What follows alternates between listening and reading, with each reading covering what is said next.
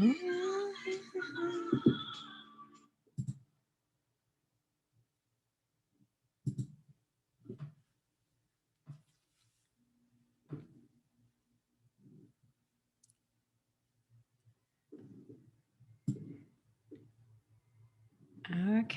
let's see if I have this figured out. I do. Hi, welcome to the live stream for November. What is today? November 22nd, 2017. I am your host, Dana Morningstar. And this is a live stream we do every Wednesday night at 8:30 p.m. Eastern Standard Time. And it runs for about 3 hours. So welcome. Angelique is here and says, hey, hey. Hey, hey yourself. Ileana, Leslie, Drexel Mid-Century. I like that name. Welcome, welcome, everybody. Mr. Tahiti, Ingrid.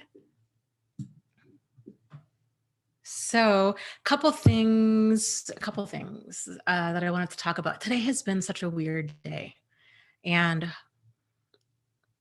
it's just so, there's all these like unanticipated like challenges, I guess, potholes. I'm not sure what the word is, that happen when, I guess, doing all of this. And so I don't know. I guess the main thing that's been on my mind is earlier today, I had posted for the first time on my Instagram about Trump. And it was a real, angry post. And I kind of did it in the heat of the moment. And it was interesting because, of course, there was like a wide variety of responses. And I don't know what I was anticipating, I guess, really. I guess I was posting more out of frustration. And I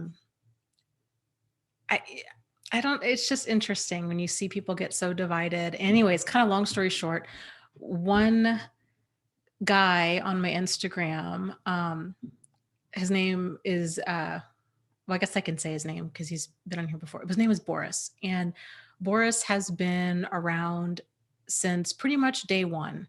Like he was probably one of like the first dozen or so people that had connected with me. And I don't know, like I know this might sound kind of like weird, but in a way I kind of considered him like an internet friend.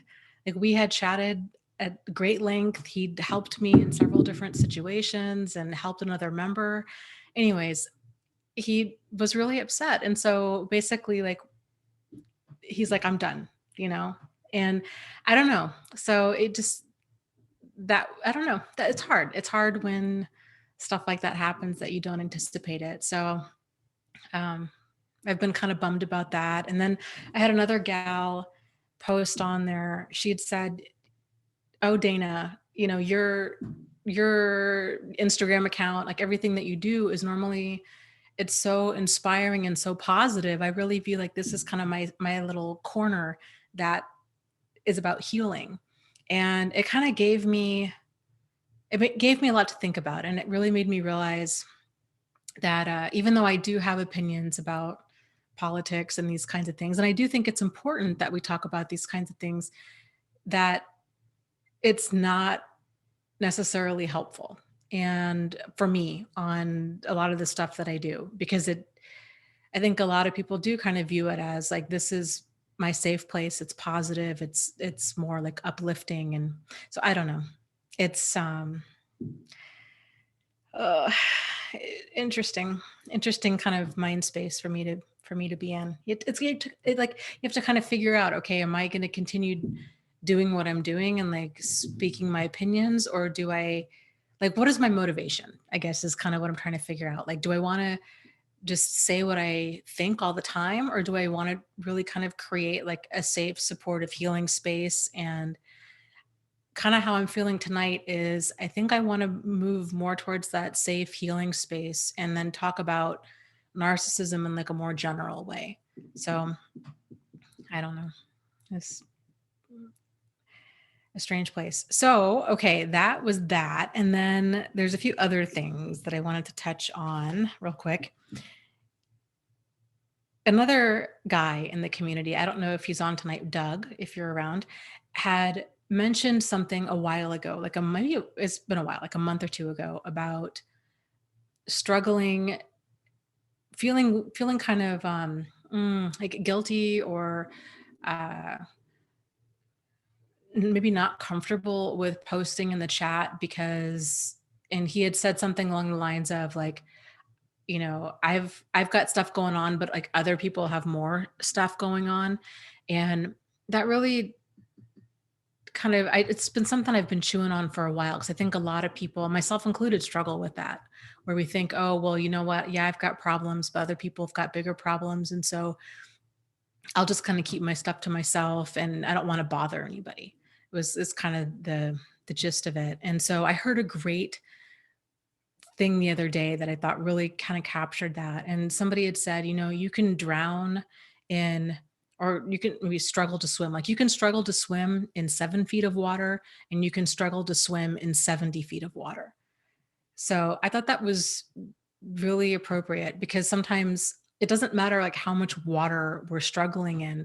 If you're struggling, you're still struggling. So just kind of for whatever that's worth. Like if you're feeling that way, that you're reading posts in the support group or in here of other people that are going through a lot more, you know um, your stuff matters too. So take that for what it's worth. Okay, and then the last thing, so Thanksgiving is tomorrow, and before I forget, there is a concept, and we've mentioned it before, but I wanted to make sure to mention it again. There's a concept out there called bookending, and I love it. And I think it came from a book we recently read, but I can't remember the title of it right now. If you remember it, let me know because I'm totally drawing a blank. But the concept is to think about a stressful situation in terms of bookends. So bookending with positive things. So like if, for example, if you're going to be walking into a bunch of stress tomorrow with family or whatnot, or even if you're going to be alone and you're like, man, this tomorrow holidays are rough. I'm going to be alone and I'm alone by choice or what have you, to anticipate and prepare for this as best as you can. And so this concept of bookending can be really helpful because what you can do is do something really positive and supportive on one end and then follow it up with something really positive and supportive on the other.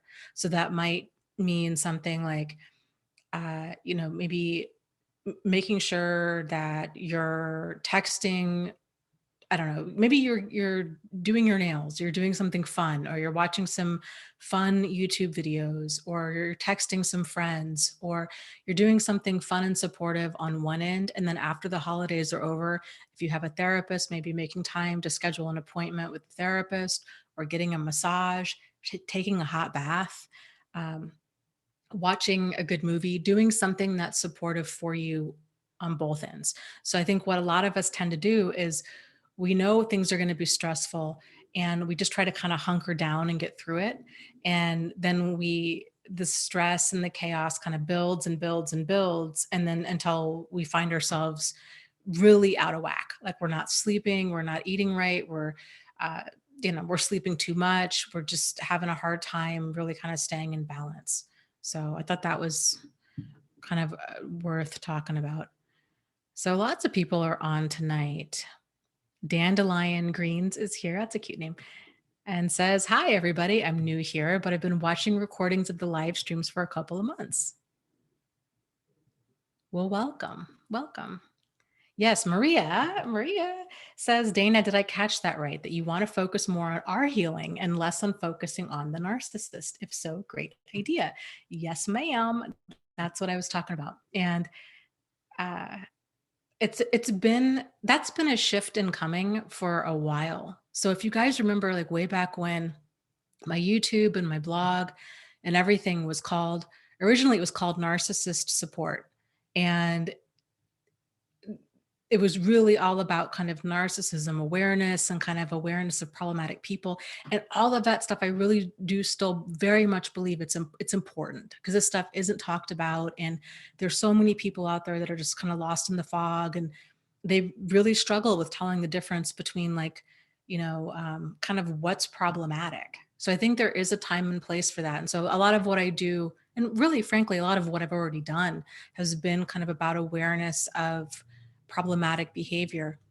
But then it was about, oh, what, like 2 years ago or so, I changed the name to Thrive After Abuse because I wanted to more focus on the thriving part. And then, so I don't know, it's just been kind of this evolution of everything that I'm doing. So, yes, moving kind of, we'll still talk about all this stuff, but really want to focus on the healing part of it all and kind of the putting the pieces back together and how to cope and how to what I guess the focus, like, what do we have control over, what can we work on, because even though it's important for us to understand about kind of how problematic people operate, what's more important is for us to focus on, how does it feel when we're around somebody problematic or a problematic situation, and kind of what can we do and how can we move forward, and developing like strategies and techniques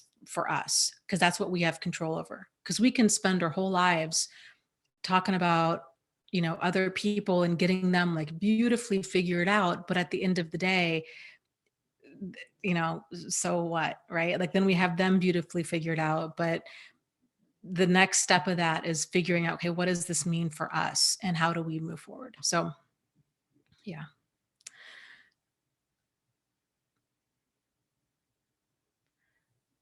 Yeah. Diana says, I love the thought of growth and evolving. Yes. Yes. Absolutely. Me too. And it's so profound. I mean, it really, really is. It's just such a game changer. One of the biggest game changing moments, and I think Maria, you'd mentioned this before too, was making the shift of moving from focusing on them to focusing on us. And for a lot of people, myself included, I did not understand that. It was sort of like, I don't understand. Like, I don't have the problem. They do. Like, that person's a sociopath. Like, they're the problem. How is focusing on me gonna help anything? Like, I don't really need to change. They're the ones that are lying and cheating and stealing and manipulating and abusing and using and exploiting and doing all this stuff, like, not me. And it took me many years to get to the place of realizing, you know, my part in this was to be aware of like what a problematic situation feels like, and then the realization that I don't have to be dragged through that hell, that I can actually distance myself or go, either go gray rock or low contact or no contact, that I don't need to wait until situation gets so incredibly bad that I can't hang on anymore, versus the old me thought, well, no, like, they need to change. Like, they need to change because I don't want to leave. So if I, for whatever reason, right, like a person might say, oh, it's my religion, or because we're married, or because that's just not what we do in our culture, or whatnot, like, or I love them. So if a person's like, well, I just don't want to leave, so they need to change, that's not going to work, because nobody has any control over changing the other person. And I think that's one of the pieces where a lot of people, again, myself included, get confused about with therapy, because they're like, well, I'm just going to drag this other person into therapy because they need to change. But the reality is, therapy, it only ever works for people that want to be there, right? For starters. But like, if we're going to go into therapy, it's going to be about us, focusing on us. Just like for them, focus needs to be on them. And so dragging another person into therapy and being like, you need to fix them, that right there it doesn't work that way. So it just takes a while, I think, for people to kind of have all of these the awareness of that, and the awareness that here's another piece, is I think so many people struggle with like being uncomfortable, not knowing their deal breakers and not knowing their boundaries. And so they think, well, I've got to just hang in here. This person's family, or I'm married, or this person's my child, or, my adult child, or something like that, where like, I can't leave, right? Like, the commitment is forever and family is forever and all of these things. And so they just keep getting dragged through hell. And, or they're in a relationship and they think, well, they haven't, yeah, they yell at me and they lie and they flirt and they with other women and they do all these kind of squirrely things, or they flirt with other men or whatever, that they do all these kind of squirrely things, but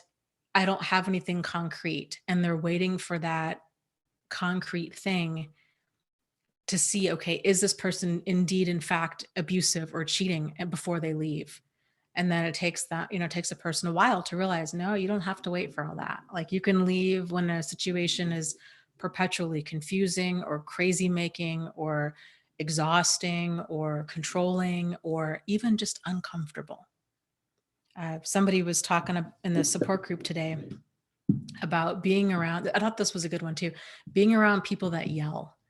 And she, this one gal, I really enjoy her posts. They're so insightful. She was saying she had realized something about, obviously nobody likes to be yelled at. And so that was her boundary. She's like, you know what? I've been there, done that. I don't tolerate being yelled at anymore.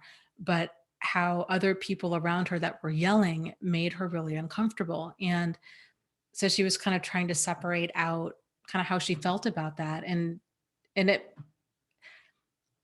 kind of my 2 cents on it was, and she'd brought up the really great point that, people can be upset and they can be mad and they can yell.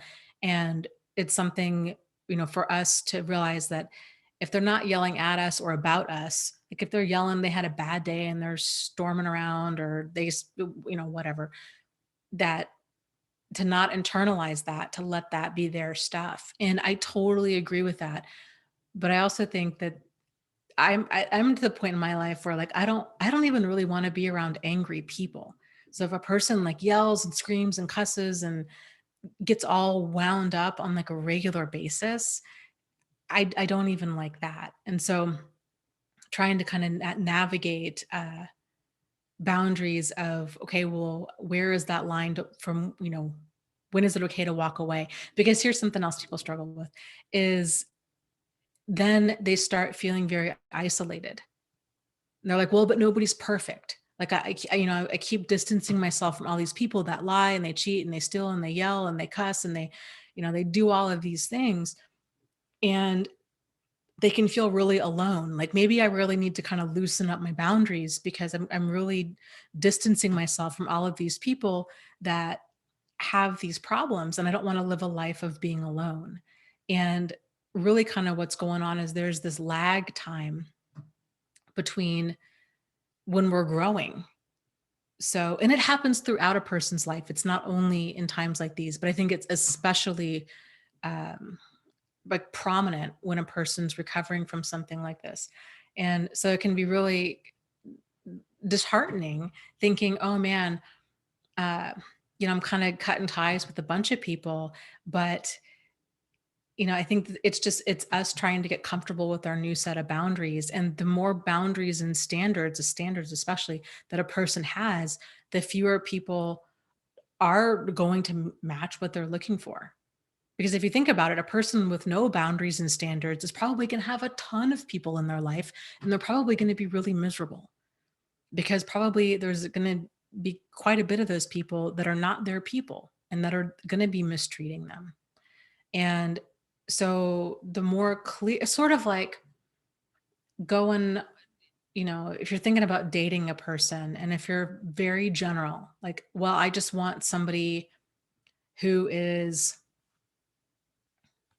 from between the ages of 25 and 55, right? Like that's a huge, and you have no other criteria.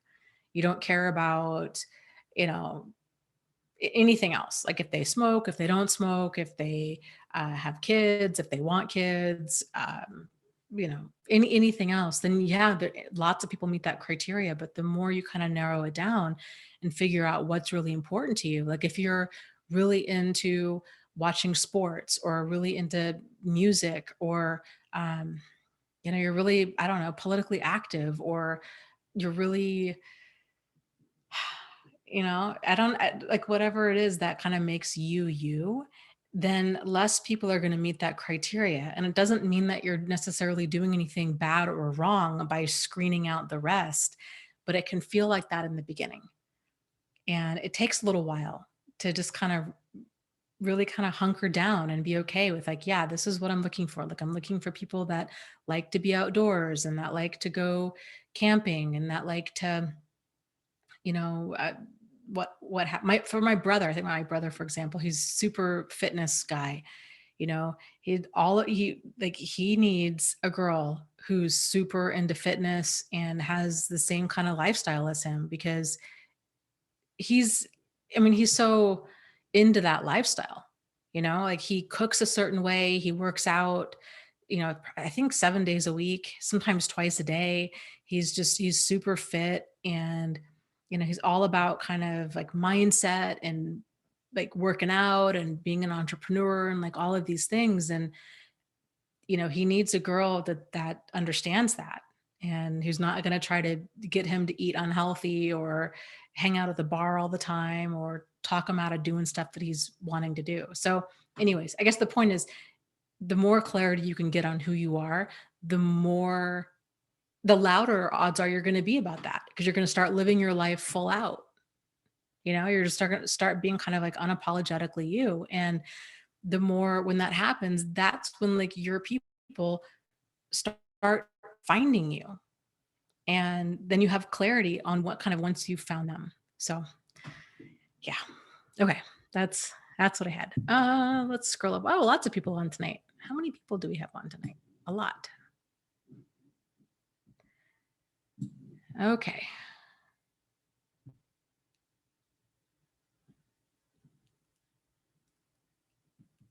Let's see.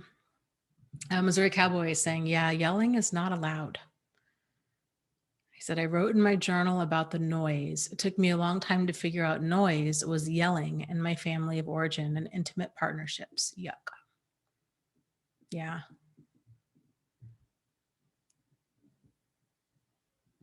Okay, interesting. Hooray. That's a cute name. Hooray says, Dana, please talk about reactive abuse. I don't care for the term personally. It suggests that the victim is the perpetrator of the abuse. Thoughts?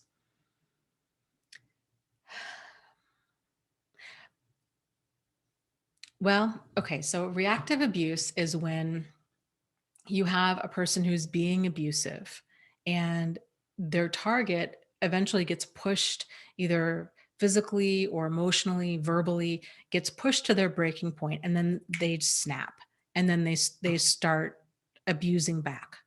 And it really what it is it's they've been pushed and pushed and pushed that they hit their breaking point and it's like self-defense really is what it is, and it's just all of this built up like anger and resentment, and it just tends to just really come out. And for a lot of people, this can be incredibly scary because they're like, "Oh my goodness, what's happened to me? Is this contagious? Is this you know, I don't quite know, like I don't want to be like this person and I feel like I am. I feel like I'm like my father now, or I'm like my mother, or I'm like my ex-husband or whatnot." And the reality is everybody's got their breaking point. And this you see this a lot with kids that tend to get bullied. And what's so scary about stuff like this is a person can get push, push, push, push, push, push, push. And it really tends to go one of two ways. Either they kind of hit that rock bottom and then they push back verbally or you know emotionally or physically, or they can get pushed so far that they commit suicide. So it's a really you know it's a real thing like verbal abuse and abuse doesn't have to be just physical for it to be a serious issue. You know, verbal abuse is a big deal, emotional and psychological abuse is a big deal. So yeah, the term, I think it's because you know the word abuse is in there that people tend to think, oh well, this it sounds like that there's that shared commonality of like, well, then I guess we're kind of equally to blame, right? Like this person's abusive and then I was abusive back. And so we both, nobody's perfect, like we share in the blame, and that's not the case at all. So it's the same thing too with the term, you know, there's narcissism and then there's like healthy narcissism. And which, you know, again, like it's hard because it's that word narcissism is you know tends to not be a positive thing, but Yeah. So kind of a slippery slope for like understanding and even identifying with it of, okay, like, well, where is that line? And um, yeah. So, okay, let me scroll down.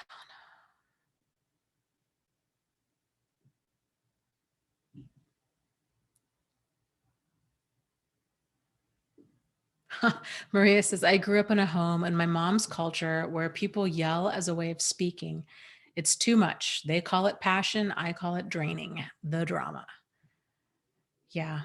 And here's the thing too. So like if a person is, if you've got people in your life that are really loud and they're, they do yell or they do, kind of belittle or joke, like quote unquote joke like that, where they're like, oh, we just get really fired up and, we just joke like this or whatnot. It really doesn't matter if they are or if they aren't. What matters is how you feel around that. And it's totally okay. And this goes back to making that shift and taking that focus off of them and onto us. So when we take the focus off of them and onto us, what that looks like is the focus on them is trying to second guess their motives and their behavior and what they really mean by it. And, okay, if they're yelling, are they upset? And is this just because they're Italian or is it because it's a holiday? And, well, but what about their childhood? And, like they had a lot to drink, like we're offering up a bunch of excuses, we're focusing on them, like are they a narcissist or maybe they just are a person with a bad temper, and like it really doesn't matter. And I know that for a lot of people on tonight it might feel like it really matters, like we really need to figure this out, are they borderline personality or is it narcissism, or maybe they're bipolar, or maybe they just had too much to drink. Like it really truly doesn't matter. It's at the end of the day, what works for you in your life. And making that shift, like Maria was saying, they can call their yelling and their screaming and their quote unquote jokes and their name calling and all that stuff. They can call it passion. But if it's too much for you, then that's all that matters. That's your boundary. And so then you have to decide, okay, well then what does this mean? Does this mean that I'm going to spend less time over here? Does this mean that I am going to not talk to certain people? Does this mean, how am I going to handle it? Am I going to get on my phone if I'm over at a family's house and they're being quote unquote passionate? Am I going to get on my phone? Can I go schedule some time to go see a friend? Can I get up and leave and, you know, like whatever you need to do in order to stay safe and sane. And you don't have to justify that boundary, because especially with families, they'll tell you stuff like, oh, well, you're just too sensitive. And, that's just how Aunt Sue is. And that's just how, Uncle David is. And, you just need to accept them. And they're Italian and that's just how they are. And, or whatnot. And, you know, but it doesn't, like I said, it doesn't matter. It's really whatever works. Doesn't matter if they had a bad day, a bad childhood, they didn't like the dinner, the weather's bad. It just doesn't even matter.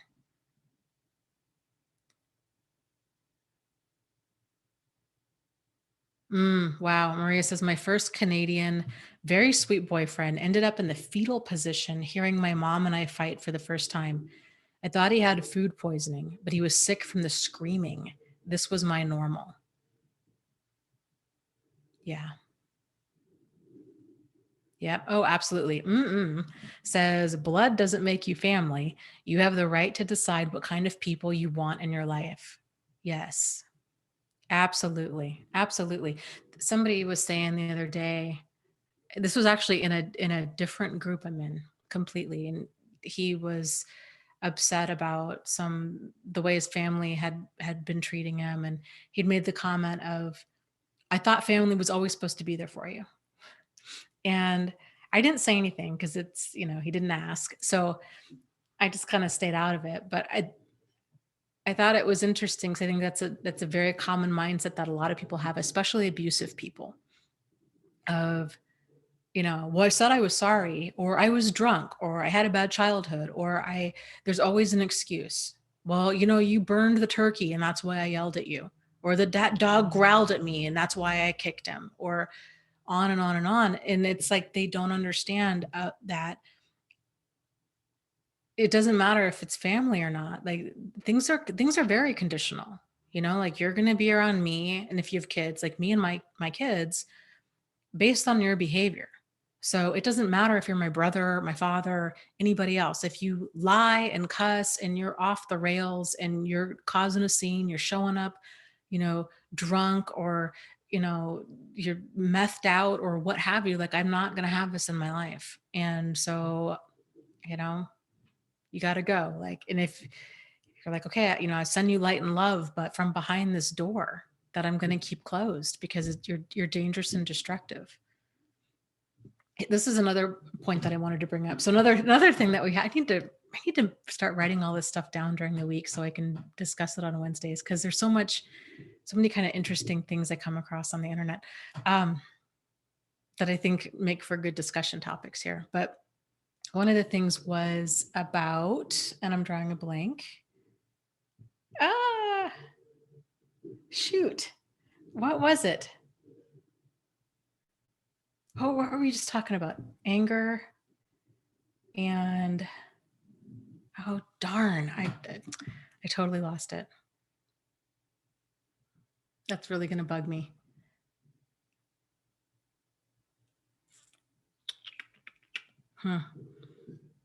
Shoot. I'm sorry.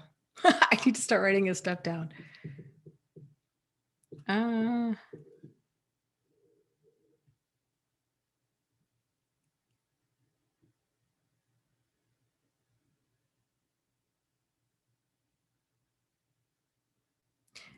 Oh boy. Adriana says, Dana, can you address toxic support groups? I've just been kicked out of one from mentioning the word abuse and was being gaslighted. Okay, so this is one of the reasons, I encourage everybody to join a handful of different support groups. And this is one, there's many different reasons I encourage people to do this, but in every support group is very different. And so, most people, myself included, like you join a group on Facebook or even on the internet, and they'll say like, read the group rules. And most people are like, yeah, I know what they're going to say. Like, I'm not trolling the group. I'm not trying to sell anything here. Like, I get it. Like, I'm just here to get support. Most people think that. And then they don't realize that many groups have very particular rules. So yes, some groups, their focus, it might be 100% on the former target of abuse. So they're like, we don't want to talk about the abuser. We don't use words, they might have certain rules around different words that people use or not use. Rules about politics or religion. There's just, every group is so incredibly different. So, that's, like I said, I encourage people to join a handful, because if something doesn't work out in one group, then at least there's other support groups that you can go to.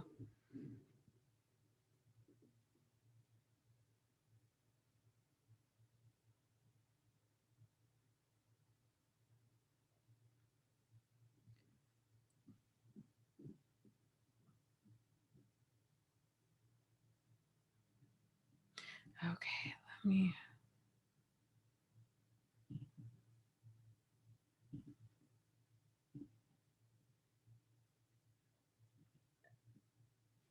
So it is interesting too, because different support groups have different issues too. Here's something else that's been a thing in our support group on Facebook the past week is we've had, I think, three different members, even though we have in the rules, like, you guys, be very cautious about people messaging you. If anybody's messaging you asking for money or kind of looking for a date or anything that even seems remotely off, if they're flirty, if anything seems weird, message the admin, and then we will handle it. And, and of course this stuff still goes on. And then people tend to tell us after the fact.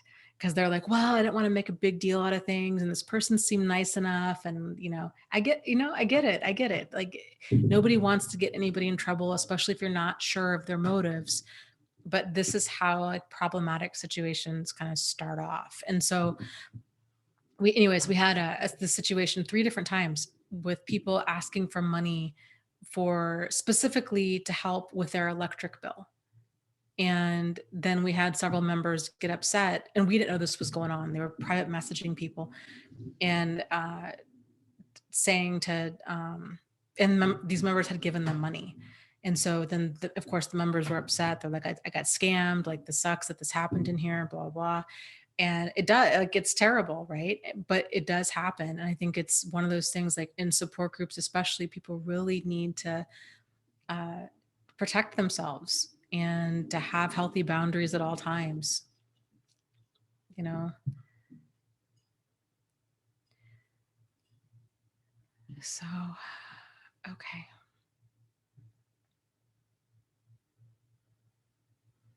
Ooh, Mr. Tahiti says, hey, Dana, I'm having a hard time distancing myself from a friend with an addiction. He's not a narcissist, but his addiction makes him very narcissistic. I don't want to abandon him, but I can't be around him.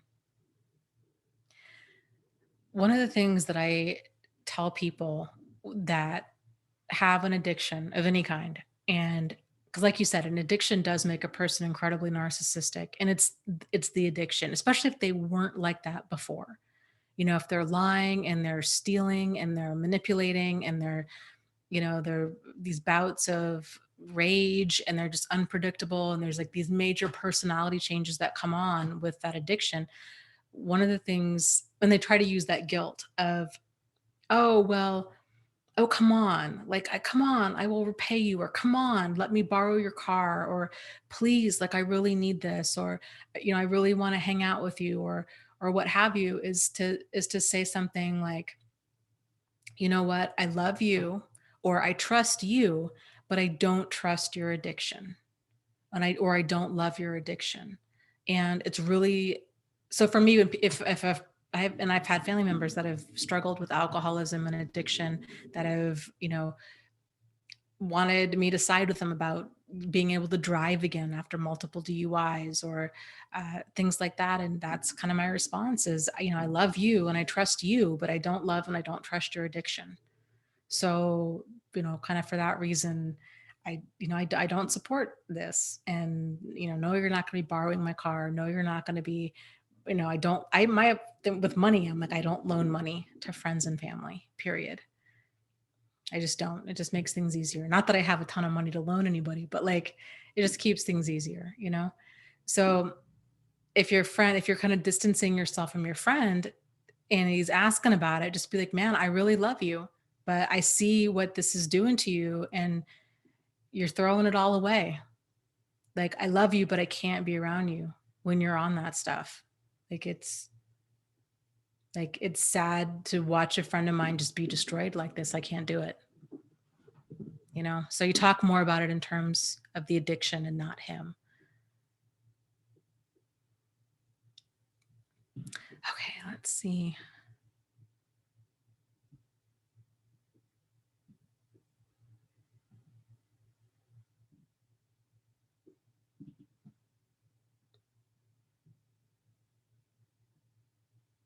That's a good one. Oh my goodness, that's quite the name.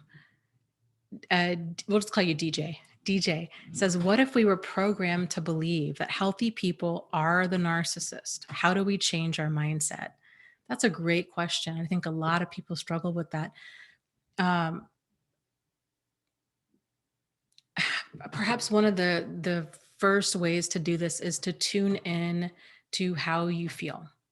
So a lot of people, when they get out of a relationship with a narcissist, whether it's a parent or a friend or a coworker or a significant other of any kind, they often wonder, like, kind of who has the problem? Like, is it me or is it them? Like, am I the narcissist? Because they keep telling me that I have the problem and that their behavior is totally okay. But if you kind of have them drill down a little bit, the reality is, you know, they're like, man, I'm feeling really anxious. I'm feeling really depressed. And then if you kind of ask them, okay, do you feel this way all of the time, or is it around certain people? And odds are they're like, well, okay, it's kind of around my mother, or it's around my, my wife or my husband, or whatnot. Okay, do you have people that you feel like just kind of content, like calm and just safe and just relaxed? Do you have people that you feel relaxed around? And or have you at any time in your life ever had a person that you've kind of felt relaxed around? And a lot of people too, and they might say no. They're like, nope, this is all I've ever known. My family was chaos. My relationships have been chaos. But they're like, but you know what though? I really felt good when I watched like Little House on the Prairie or some other type of TV show. They're like, I just felt good.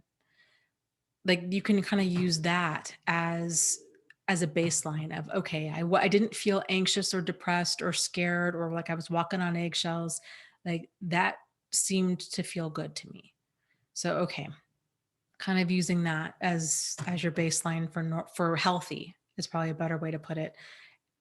Then thinking about in terms of your life, learning to pay attention to how you feel around different people. And this is an experiment that you can do all the time. Like if you go to work, go to hang out with certain friends. I'm a big fan of meetup groups, meetup.com. It's a great way to get out there and just kind of meet new people and try new things and learning to tune in. Like, and if tuning in with people is still kind of tripping you up a little bit, to tune into different activities. Like odds are most people have an activity or two that they really enjoy that kind of gets them into flow. Like a lot of people, really are into, fishing here in Michigan, or drawing, or listening to music, or yoga, or running, playing the guitar, any of these different things that just kind of makes them feel like everything is right with the world. That level of contentment where you're just kind of, you can be yourself and you're just in your flow. Think about that and then apply that to different people in your life in different dynamics. So, and it's a refining process. So at first you might find, okay, now that you can kind of identify like what abusive and manipulative behavior is, then it's going to be kind of fine tuning it. So whereas before a person might be like, um, I no longer tolerate being, yelled at, cussed at, put down, hit, uh, lied to, cheated on, these kinds of extreme stuff. And then over time, they start tightening it up to where they get to this place where they're like, okay, you know what? I don't do perpetually confusing relationships or friendships. I don't do confusing. I don't do crazy making. I don't do controlling. I don't do critical. I don't do condescending. I don't do anything that makes me feel bad about myself, because that's not a friend, right? Your friends, they lift you up, they don't put you down. So those kinds of emotional red flags within us can really be a great way to start kind of getting a kind of a like guidance of which direction we need to head. So, healthy people. And here's the other thing, I've talked about this before, but I think it's important. One of the first things people tend to, when they start kind of coming out of that fog and they realize, okay, there's people out there that are toxic. They start dividing the world up between toxic people and normal people. And then they're making themselves really nuts because they're like, well, but I have a lot of normal people in my life that maybe drink a lot, or that yell, or that even cheat, or, you know, do all these kinds of things. So, well, how do I know the difference between like, real, like a narcissist or a sociopath versus these other people that seem like fairly, quote unquote, normal people that do a bunch of problematic things? And that you can just be chasing your tail with all that. The real answer in that is to not ever, not ever aim for normal, aim for healthy. And then kind of boom, then you're out of trying to figure out different shades of gray with normal and problematic, because most things that are normal are really just different degrees of dysfunction. So aim for healthy. And by and large, kind of what makes for a healthy situation is it's going to have that open, honest, sincere, solutions oriented communication. You know where you stand. There's not perpetual confusion. There's not mental anguish. There's not an emotional roller coaster. You're not walking on eggshells. And so, when you're in something healthy, it feels healthy. It feels nourishing. It feels comfortable. It feels like you can kind of relax and grow, versus things that are unhealthy, they feel unhealthy. Our energy is drained. We're feeling anxious and depressed and uncomfortable, and like we're walking on eggshells, and um, generally perpetually confused. And it's tense. So I hope that helps.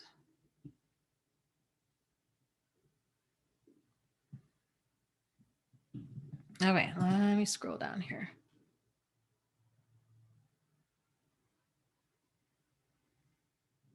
Maria asked, Dana, where did you learn that confusion is the first sign of abuse? That was a really profound lesson you gave me, truly game changing. Confusion being a deal breaker, so important.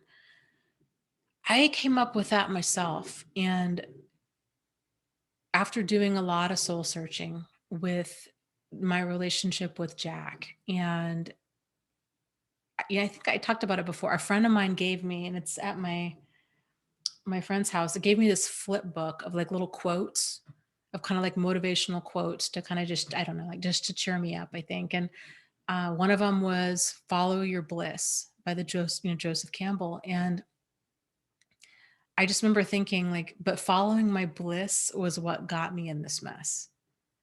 And I was making myself nuts trying to pinpoint, like, what did I miss? Like, what signs did I miss? And I realized I was following my bliss at the expense of following my peace. So all of that love bombing, and Jack was Mr. Wonderful, everything felt really good. I felt blissed out, like I'd met my soulmate. He was so good to me, but something felt off from day one. And there was that instant moment of confusion of, that's weird. Like, and it wasn't, it was only here and there. Old me glossed it over, thinking like, well, no, I really need, like, something pretty major in order to walk away. I don't want to walk away from a good guy because I somehow have issues with men or with commitment, is what I was telling myself. But there were just, and it's funny. I mean, it's not funny because it's sick, some of the stuff that he'd said to me, but it's like, it's crazy to think that I glossed over some of that stuff that was pretty major. Like, me today, with that first text message, I would have been out the door. The first few text messages from him were, oh, ciao, Bella, and like, signing it with little X's, and before we'd even met. But I had met him online, and it was very clear that we were going to meet, and he was looking for a friend. I was like, I'm looking for a friend. I not like, my life was complicated enough, and I was lonely, and I was very naive, and he was just, of course, it's like everybody's story, right? Like, he was a really good listener, and uh, but right away it was all about kind of that inappropriate, like, rushing intimacy and being flirty and just kind of showing those signs of disrespect early on.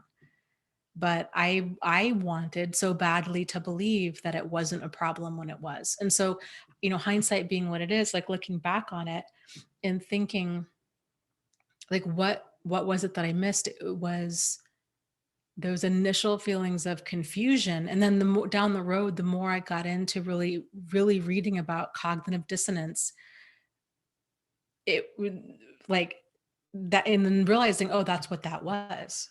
So, early, and we all experience cognitive dissonance probably every single day in different ways, but realizing, like, how does that feel, like, when we start slipping into cognitive dissonance? And um it's always starts with confusion.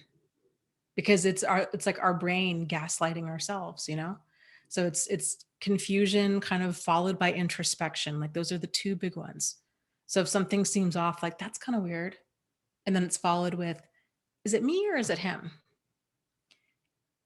That's a good time to take a step back because something's off.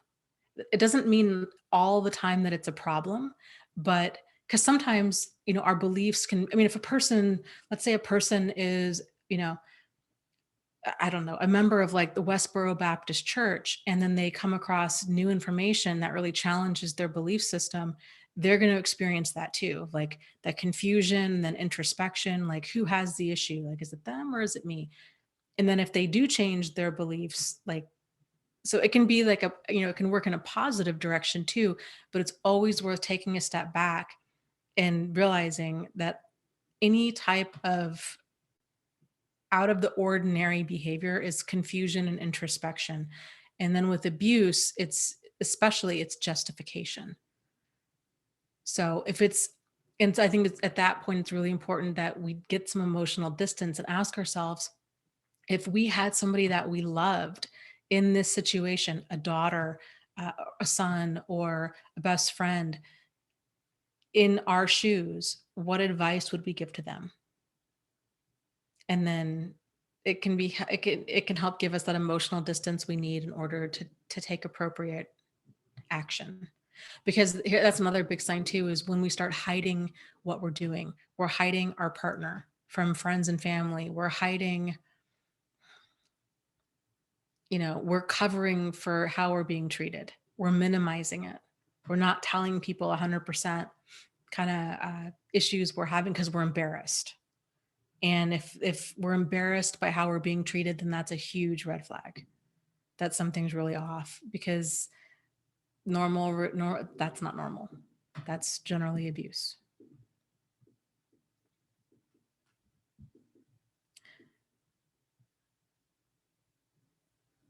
Yeah, Maria says, yeah, I would fight to the death for my relationships, friends, and boyfriends. No. Now there is no war, no battle to be fought. How I have changed. Yes. Yes. I was the same way. I just really thought friends are forever. Commitment is, you're all in. And though I think that's the biggest challenge with kind of waking people up to this, is so much of what we have all learned about relationships and friendships and even jobs, like, problematic situations in general, or people think, well, I've got a good job, I need to stay at this job, I'm going to be here for 25 years and then I'm going to retire. And and they're miserable, and they're like, well, but it's work and work isn't supposed to be fun, and they're telling themselves all of these things, and they're continuing to go to this really problematic place every day. So, and same with the relationship, I go, okay, well, I've been friends with this person since childhood, and childhood friends are rare, and I need to always work towards a solution. And if a person's toxic, it's toxic. If a situation, it's toxic, it's toxic. Yep.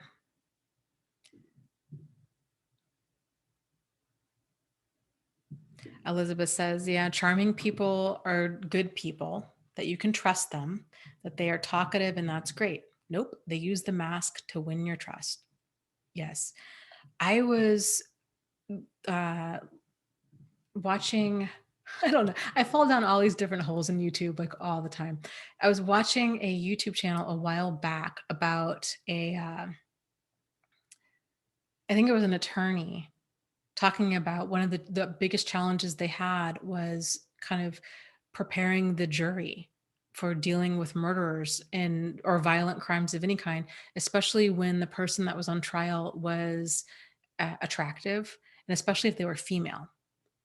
And they said that was one of the hardest things, is because we all have biases, and it's really just like we all have vulnerabilities. So it's really important for us to be aware of like what those are.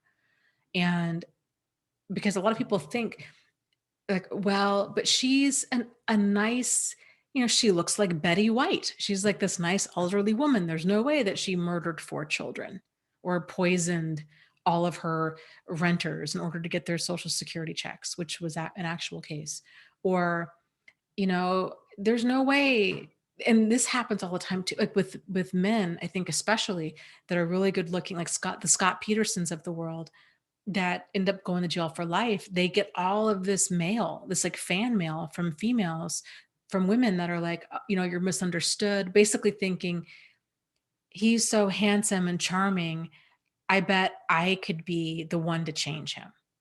Or nobody understands him, but I understand him. Like I had the same type of childhood. I'm going to reach out to him, and I'm going to support him, and not realizing like, you're projecting your morals and values and onto him, and those most likely are not the same. Adriana asks, Dana, is there any way to send you a message directly or send mail to a PO box to you?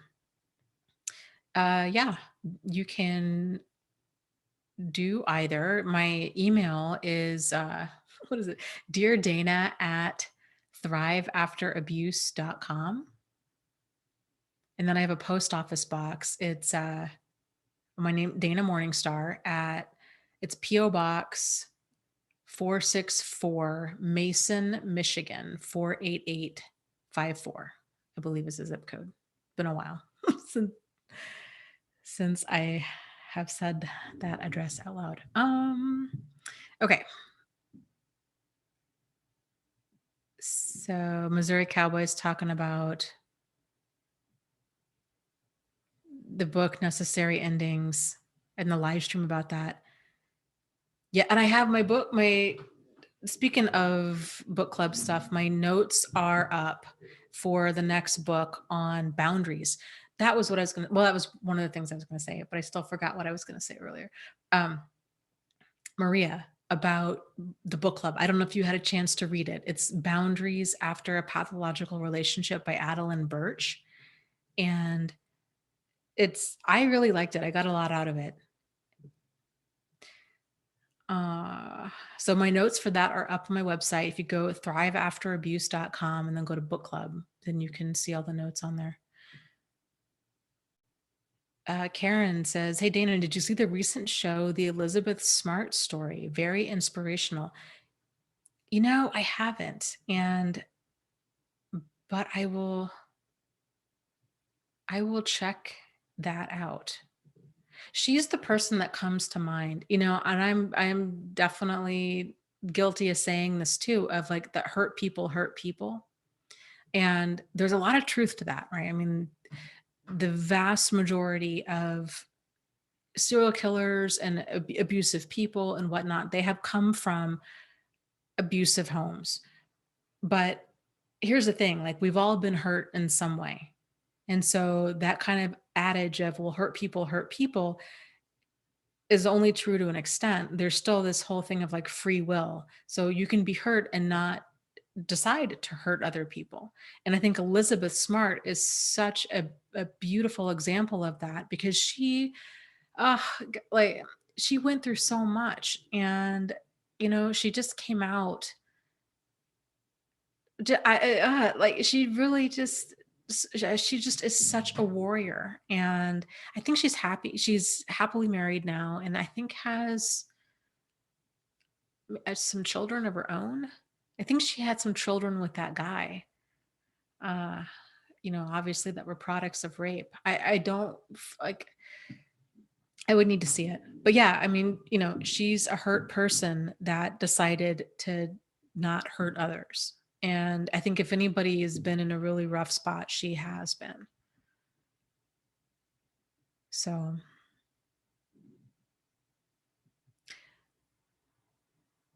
Yeah, Missouri Cowboy is a fan of the book Necessary Endings. I'm glad you like it. I really liked that book. I think it was so fantastic about figuring out when something needs to end. And he really does a great job of breaking that down, because a lot of people struggle with that. Like, well, how do I know? And that's the thing, is like, they're so afraid of like, I've put in so much time and energy and like begging and pleading and crying and screaming and therapy and marriage retreats and religion and all of these things. And but what if that miracle happens? What if they change? I don't want to leave now. And I don't want somebody else. And I think a lot of people fear like, well, what if somebody else reaps the benefit of all of this? And then two, what I see a lot of is then if they do leave and then that other person moves on at light speed, which they will generally, then they do see them so happy with the new person. And they're like, oh no, I knew it. I knew it. I knew I should have stayed because look, like this new person they're so happy and in love and they just got married and I can't handle this. And I did the wrong thing. I should have stayed. I should have stayed. I knew they were going to change. And the reality is what they're seeing is they're seeing the idealized stage for the next person. But abusive people, you know, they really don't have like relationship issues. They have deeply unresolved childhood issues. And so those issues they don't start with us and they don't end with us. And they're going to be with that person most likely until the day they die. So it can, but if, it's difficult to acknowledge that when you're in it, when there's feelings involved for a person to realize I need to leave. And there's a lot of reasons for that. I mean, trauma bonding is a big reason, and just that intermittent reinforcement and lots of stuff going on there. Oh, okay. Little Miss says, okay. She has 2 children. Elizabeth Smart has 2 children with her husband only. Okay, that's good. Yeah, I'll have to read up on that. Yep, she is. She's an advocate of victims of abuse. I know. I would love a chance to talk to her. I would really enjoy interviewing her and Tina Turner. So for those of you that are fairly new to the show, I am a huge Tina Turner fan, and pretty much the beginning of every single live stream, I listen to the song, just kind of FYI, We Don't Need Another Hero by Tina Turner. It's from the Mad Max soundtrack.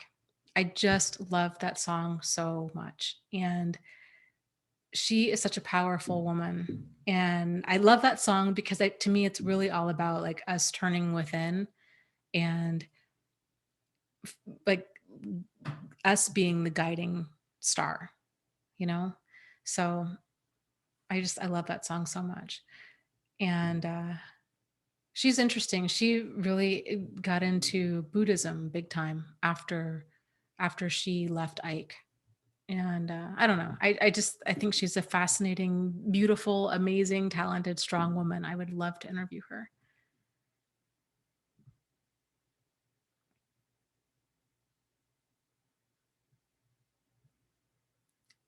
Yeah, Little Miss says, I love Tina. She's such a survivor and thriver. She is just wonderful. I agree.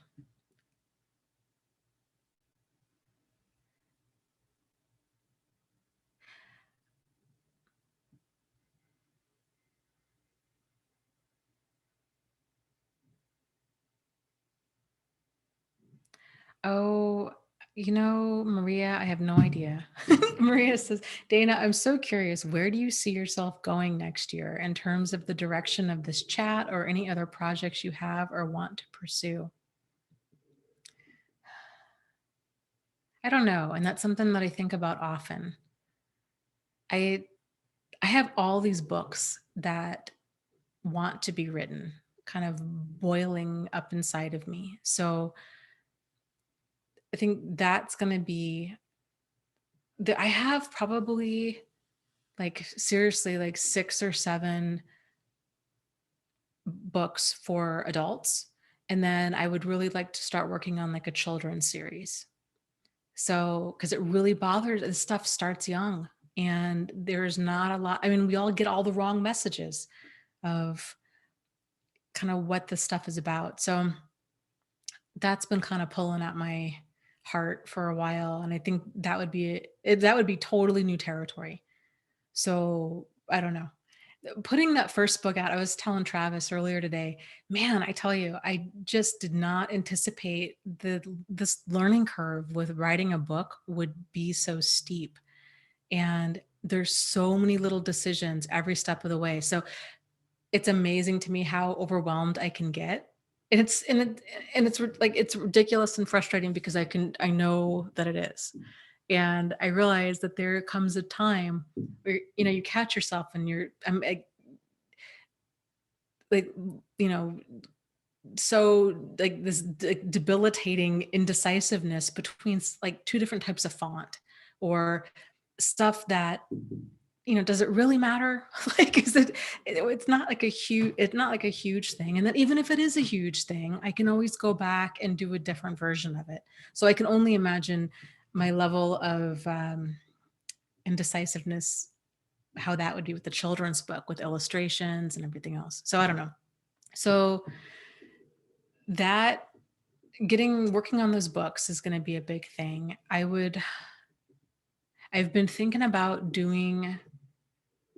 I'd like to travel, I think, and do seminars and that kind of stuff.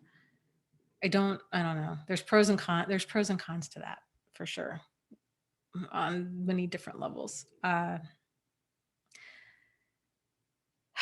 Then I would like to, I don't know. Another thing that's been kind of pulling at me has been, I'm about halfway finished with, I started a master's in counseling several years ago, and then I dropped out, and I dropped it mainly out of frustration. Um, because I just felt like I was just angry. I was like, you know what, the stuff in here that I'm learning has nothing to do. And I was working as a psychiatric nurse at the time. And I'm like, there's this huge difference between theory and application. I just became really disgusted with a lot of things I was learning in the program. And I was just angry, just really angry. So part of me was like, you know what, I should just go back and finish that up. And I think that might be good. It would kind of give maybe more credibility. And then, sorry, my bangs are at this weird length and they're bugging me. Um, and then maybe do kind of more. I would really enjoy talking to other types of like mental health providers, I think. And really, because I feel like I come to this from such a wide variety of perspectives. Like I've lived it. You know, struggle with PTSD. I've been a psychiatric nurse. I've worked with a lot of people, and just kind of, I was a domestic violence educator, and I've done a lot of different things. So um, I don't know. I don't, what would you guys like to see from me?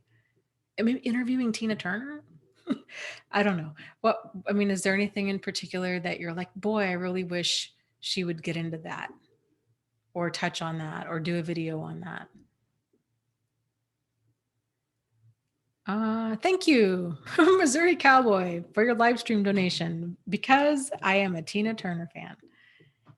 And it sounds like you are too. Yay for Miss Tina Turner. I love that woman. Thank you. Uh,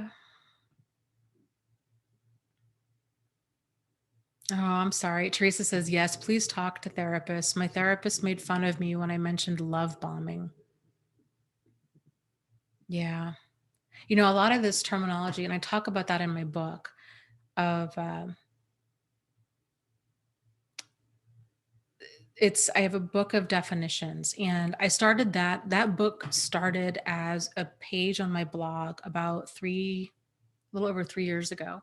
And I just began adding definitions. And that page, I've gotten the most response from some of the most amazing therapists out there, who have emailed me, and they're like, you know what, either my clients were bringing this in, or I was Googling stuff, which I get goosebumps thinking about it, because that is a really good therapist. I mean, there's a lot of therapists, professionals out there, right, that are like, you know what, they aren't open to finding more resources. They kind of think like I got this figured out. I don't need to look for anything else. But I love it when people can stay open-minded like that and go that extra mile. And so, contacted me and they're like, I found this list. This was incredibly helpful. And so I encourage people, like with my book, especially with those terms, to, that's a book that you can read and then you can talk to your therapist or whoever about this and say, okay, here are these terms. These terms are used kind of within the abuse community because they're not in the DSM. Most of them are not in the DSM. And so they're just not going to really be familiar. They're not mainstream. I mean, gaslighting is becoming a more mainstream term, but uh, there's a lot of terms out there that are not. So it can really be helpful to be on the same page as far as terminology goes. But I'm sorry that happened to you. That's ridiculous. Wildly inappropriate.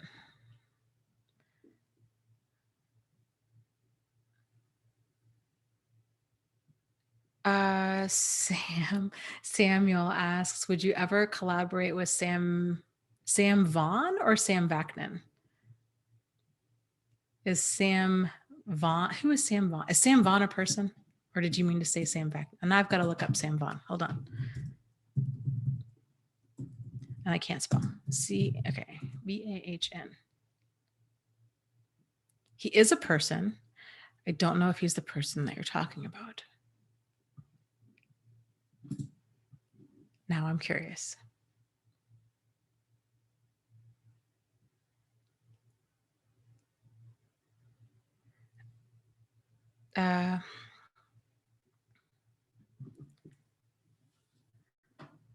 Courtney says, I mentioned you to my therapist a couple weeks later. She's reading into narcissistic abuse. That's awesome. And probably more mainstream term for that is emotional and psychological abuse. But even here's the challenge, and I speak from my perspective of teaching classes at a domestic violence shelter about abuse. There is such a divide out there between like what is taught and what is experienced.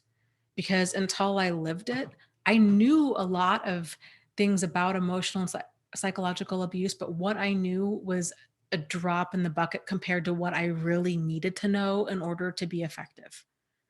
And it really took me going through it a couple of times to have, and then to be in a support group and to put aside to put aside my ego and to put aside everything that I thought that I knew and to listen and to kind of humble myself and be like, okay, yeah, I used to teach all that. I need to sit down and I just need to listen because obviously I'm missing pieces because I'm in here too. So it's a difficult place for a person when they think that they already know a lot of this stuff.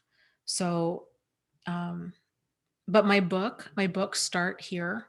You can find it under Amazon. My name, Dana Morningstar, is a really, I think it's a great, and I'm biased, I know, but I think it's a really great place to start. It has all of the frequently asked questions. It has how to help. There's a section in there for other mental health providers and for friends and family of how do I get through to this person? How do I talk to them?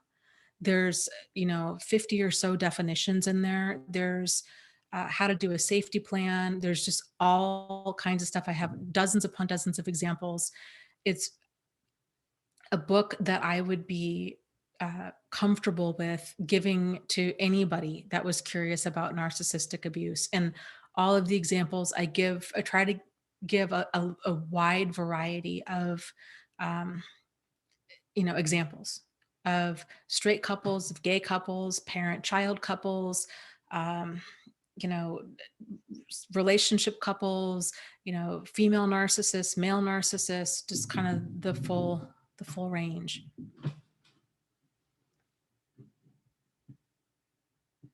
Okay, so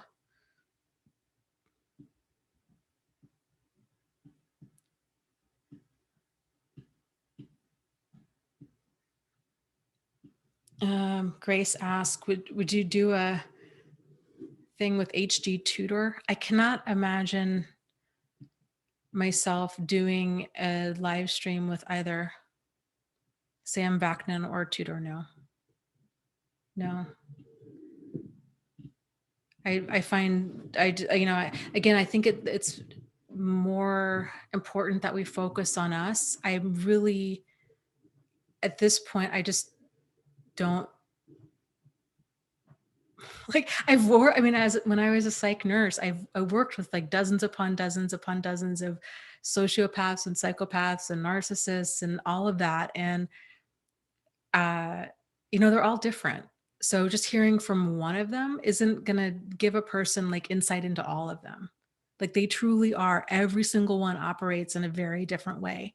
So that's another point I wanted to make, that uh, is kind of seeing the forest through the trees, because something that people tend to do, it's very, very common, is they want to pick, and it's normal. Like if a person experiences something traumatic, it's really understandable that a person's going to be like, okay, this is what was traumatic, and then they try to figure it out. But the problem with this is it's it's not the specifics, it's like the full picture. So for example, somebody had posted an article the other day in the support group about how psychopaths, you know, scientists have found that they have a different sense of smell. And so then everybody was talking about, okay, well, you know, well, what was your sense of smell like? And what was this person's sense of smell like? And like that kind of stuff, I get why people do it. I totally get it. But you're going to make yourself nuts, because every psychopath comes across very differently. Like some come across as really charming and likable, and some come across as like really dark and scary and malicious, and some come across, you know, some are more focused on children, some are more focused on women, some are more focused on men, some are very successful, some are really irrational and impulsive, some are cold and calculating, some are old, some are young, some are black, some are white, some are gay, some are straight, some are Catholic, some are Jewish, some are, you know what I mean? So it's for us to try to focus on thinking about it in real kind of specifics like that, then we're missing the bigger picture. And I think this is why focusing on behavior and how it makes you feel is such a big thing, because it's going to come across in in a wide range of ways, and it can even come across in the same way. So like for example, in my situation, right, I had two incredibly charming sociopathic men, and I had never, I mean, I'm sure I've encountered it before, but I'd never encountered it like on a personal level at that point in my life like that before. And so the first one, it was amazing. It was like a soulmate, you know, up until I'm like, I really think that this guy's that is trying to kill me. So there was no obvious devalue stage done to my face. It was just a bunch of things that were starting to not add up. And then I stumbled across his double life, called his ex-wife, and she was the one that was like, this guy is not what he seems like. Run and don't look back. And I listened to her. And that's exactly what I did. So when the second guy came along, and then of course, talking to her was that validation of so many other things of like, oh, that's probably why his parents don't talk to him. And all of these stories that I kind of glossed over that didn't really add up, now things add up. And the realization of what I know is just scratching the surface. And so, you know, anyways, the second guy was very charming, very likable, very charismatic. And um, I really thought, well, you know, I don't want to ruin things with him. Like he's a really great guy. And so the reason I'm having these night terrors again, and then I'm having all of this confusion and mental anguish and uncertainty, is because I have issues with commitment and trust in men. That must be it. And then of course, fast forward, and it was like, oh no, this guy is freaking married and he's a liar and like all kinds of things. That was when I realized there's something more going on here. I'm obviously missing something. So, or multiple somethings. What am I missing? And so it's very difficult to see these situations clearly when we're in it. But the one thing, like I was mentioning earlier, is if you don't have peace about something, if you feel like something is off, it's generally because something is off. And I know that a lot of us can think about like, oh, well, I have PTSD, everything feels off. Like I don't trust anybody. Like I don't want to leave the house. I'm scared of all men and women. I'm wondering who else has an agenda. And so it can be really difficult to try to kind of navigate to a plate to a yeah, navigate through that. Um, and then especially if you're telling yourself this next person that comes along and they're incredibly nice and you're like, okay, it must just be me. Um, and then you get hurt again. If that happens enough times, then a person's like, you know what, I'm just done. Like I'm just done. I'm done dating. I'm done trying to make friends. I just keep attracting all these people. What's so wrong with me? And then they just get defeated and give up. But really it's not necessarily, there's nothing that you're doing to attract, like narcissists, people like that, they are attracted to sources of supply. And everybody is a potential source of supply.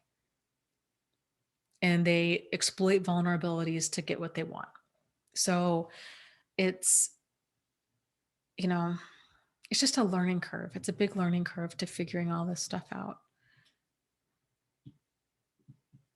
So I think that's why it's important to talk about it. I tell you who I would really enjoy uh, doing a uh, live stream kind of thing with is Lisa Romano or Melanie Tanya Evans. And I know that there's been a few more speakers that have come up lately over the past like year or two. I'm not familiar with them. I really like I don't my free time is pretty much either writing or in the Facebook group. I try to be in my website group as much as I can. So I don't really go and listen to new speakers in this field. So I don't know what they're up to, but I've heard that there's a lot of other like new great speakers out there. So uh okay, let's see.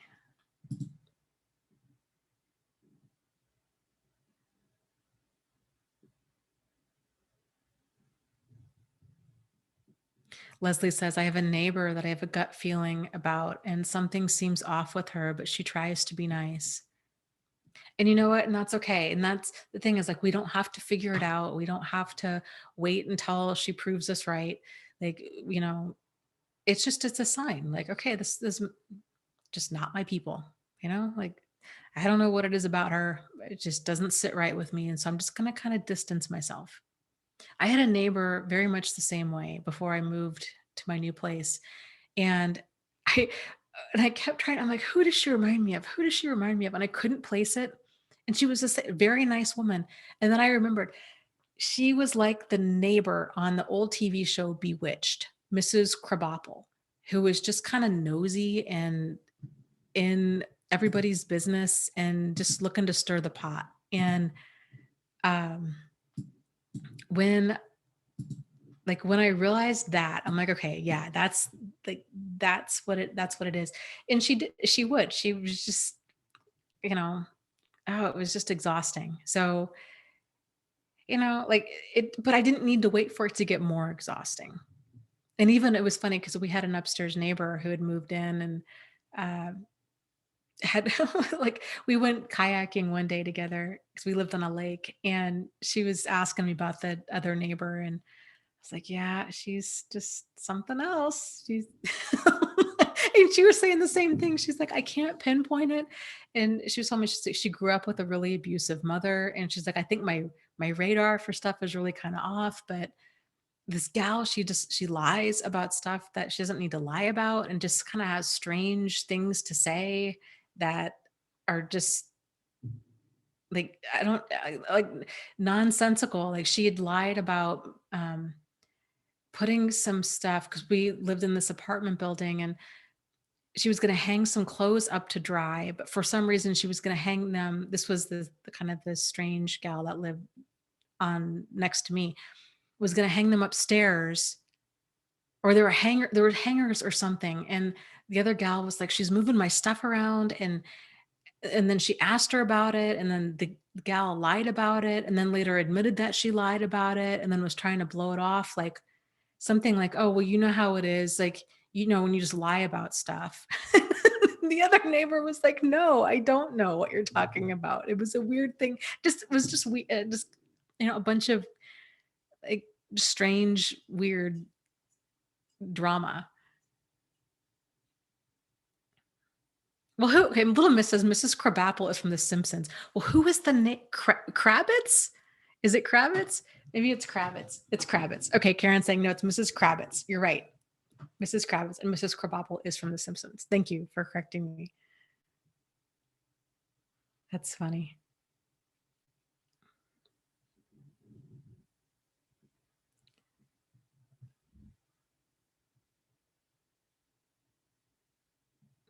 Chris says, I listen to Abraham Hicks daily. It brings me internal peace.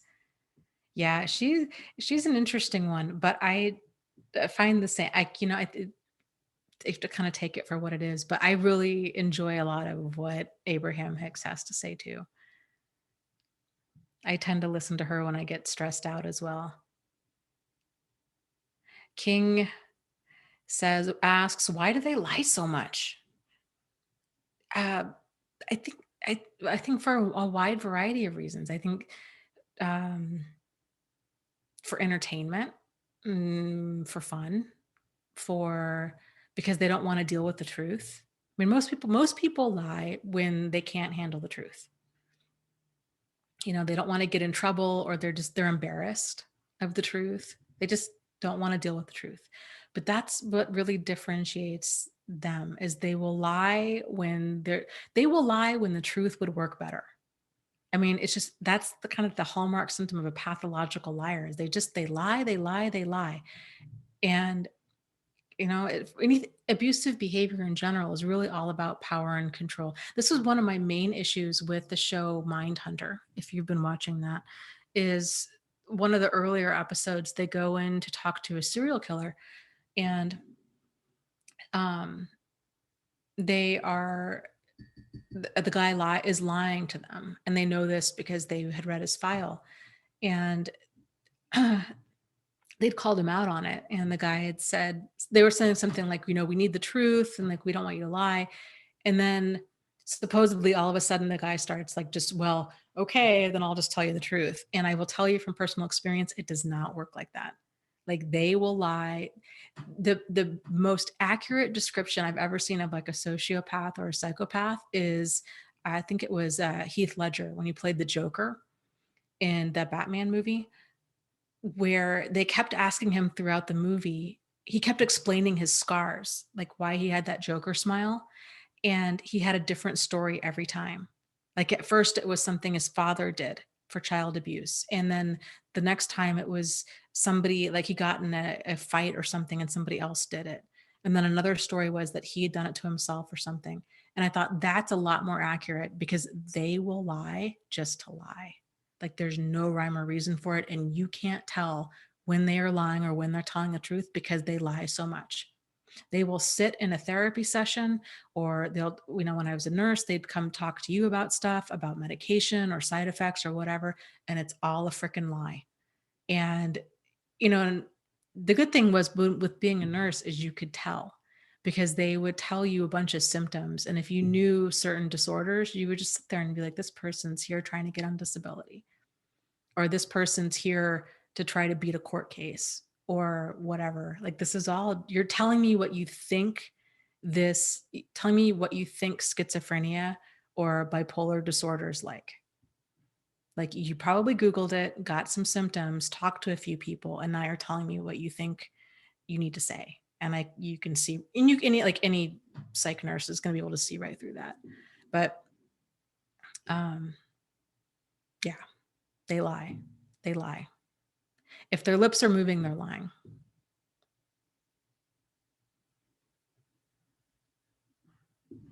Yep. And Angelique says, yep, liars will tell a lie and can't remember them, so they'll tell another one to cover it up. Yes. Or they'll just flat out deny it. I never said that. You're crazy. It's just, and then it's just gaslighting. That never happened.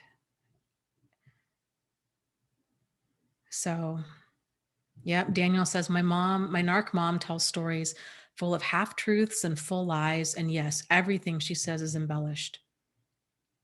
There's exactly like there's no rhyme or reason to it. They could have a child on the honor roll and then make up an excuse as to how they're so upset because their child is failing math,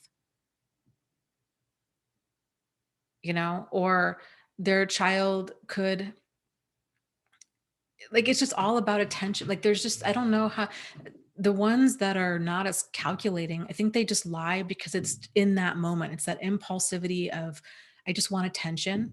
And so I'm just going to say things, versus the ones that are more like cold and calculating, that they lie for, it's that dominance and that deceit.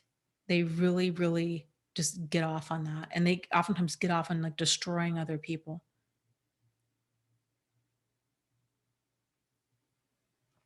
King says, you said that they learn how to lie better the older they get and interact with the psychiatric community.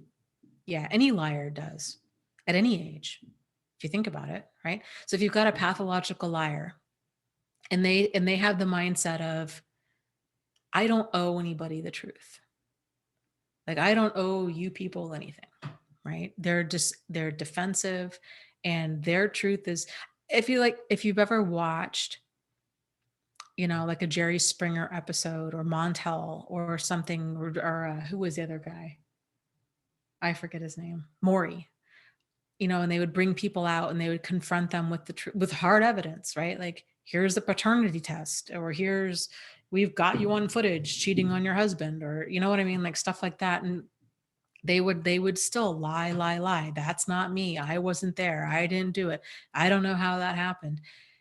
And then what would be interesting is, if they came back to those shows later on, they were still up to doing the same thing. So it's sort of like anybody that's doing anything, whether it's lying or woodworking or cooking or writing or learning a new language, like no matter what that skill is that the person's learning, they're going to get better at it over time because they're doing more of it on a regular basis. And so with pathological liars, they're continually refining that. Like con artists. My goodness, if you go to Italy or Sicily, there's the con artists they could have their own TV show. It's off the chain. Like, it's amazing the stuff that they do. Orchestrated cons. Like, we don't even have anything like close to that in the United States. They'll have one person throw like watered down oatmeal onto somebody and then run up to them, and they work in teams. I mean, they're just so organized. Like, they'll have one person throw watered down oatmeal, and let's say their target is a woman like me wearing a backpack, and so then the woman's like, what just hit me? And then they have maybe another woman come up speaking quickly in Italian, oh, my dear, there, bird poop. And so then the woman's totally frazzled and taken off her backpack and focusing on guarding her backpack because she knows thieves can be around and thieves do stuff like this. And then situation resolved, they get the slop cleaned off her backpack. She goes along her merry way and then realizes when she goes to pay for lunch that her wallet's been stolen. Like, it's like David Blaine kind of stuff. I mean, like, they are so good at what they do. And, it's kind of this ongoing thing in Italy. Like, if one of the thieves out there has their eye on your stuff, like, it's gone. They're so good at it. And it's the same thing with liars, and especially liars if they get into therapy. Here's the thing with therapy is therapy only works if the person really wants to be there. And I think this is kind of one of the built-in challenges with therapy is, I think most people in general are going to walk in feeling somewhat apprehensive and defensive, because nobody likes to walk in feeling like they're being sized up or analyzed. especially not somebody that's abusive or that they know like we're all here because of you, right? Like anybody's going to be defensive in that type of a situation. And so especially a narcissist. So when they go into therapy, they've already got these walls up. They don't really want to be there. And if they really don't have a problem with their behavior, if they're like, yeah, I yelled at you because you forgot to buy kitty litter at the store, and then you got upset with me for yelling at you and then I hit you. Like, quit trying to make this my fault. Do you see? Like, they deflect everything. Like, it's never about them. They always feel like I had reasons for doing what I did. And so it's not my fault. You're the one that provoked me. It's your fault. So when a person's a million miles away from being accountable for their own behavior, of realizing it's okay to get frustrated, it's okay to get angry, it's not okay to cuss somebody out and to hit them, right? So if a person's not accountable for their stuff, them getting into therapy most likely is not, it would seriously take quite a long time for a person to get to that place where they can even begin to own their behavior, let alone work on it.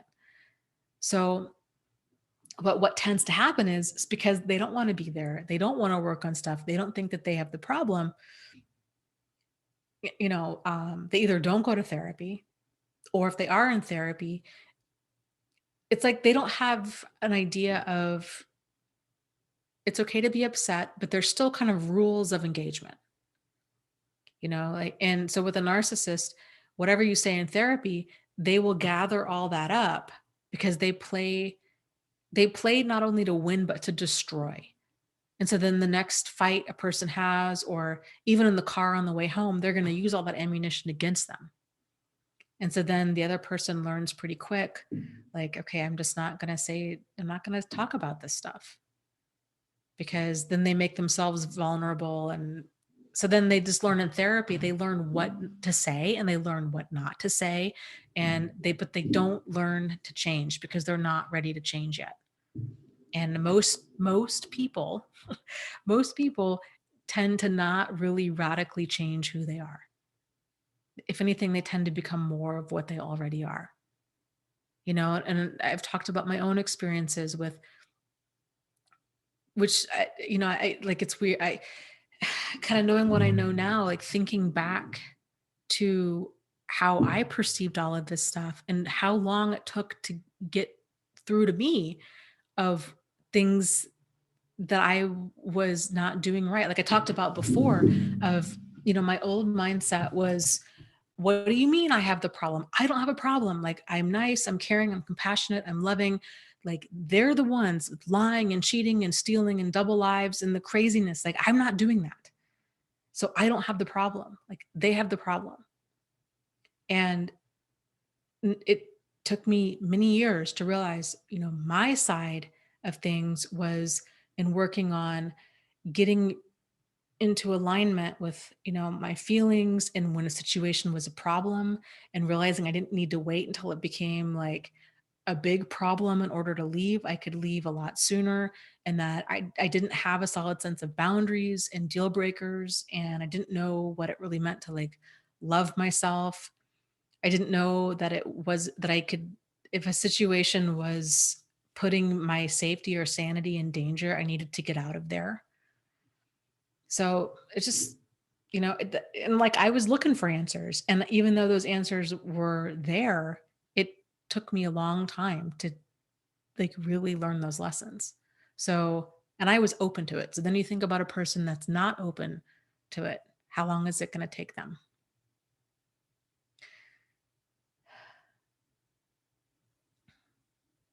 Oh, totally. Maria says, yeah, I look back now and I remember healthy people being uncomfortable with my denial with me, essentially. And I understand it all now. Healthy people can feel that. And it's exhausting to them, you know? And that's something else that, so like here we are, and this is kind of this evolution of us and of our thinking of when we're in this situation, and we're like, okay, like they're the one with the problem and they're the narcissist or the sociopath, and they're doing all these things, and can you believe how they continue to treat me? Like they lied again, they cheated again, they did this again, and and we're feeling so continually victimized because we oftentimes don't realize that we can and should leave, and that to try to expect them to change and to expect them to be or do or say anything other than what they are, is that's lunacy. But, if like you're a normal, decent person and you've grown up thinking that either abuse was normal, or that normal, decent people, that everybody else around there is normal, decent, and that you'd be able to spot a really problematic person, then it's normal for people to think, well, I'm just going to hang on until I can't hang on anymore because we were never taught otherwise. So, but yeah, it's interesting because then on the other side of this, so here we are thinking like, but will the narcissist ever change? And what if? And how do you know for sure? And and we're so focused on them. But what's interesting is, think about it. Then there's the healthy people out there that are thinking the same thing about us. Will she ever, or will he ever get to the place where he realizes that that's toxic? And will she ever get to the place where she loves herself enough to leave? And why does she keep dating these guys that cheat and they lie and they cuss and they do all these things? And why, I want her to be so happy. And then they get so exhausted by it.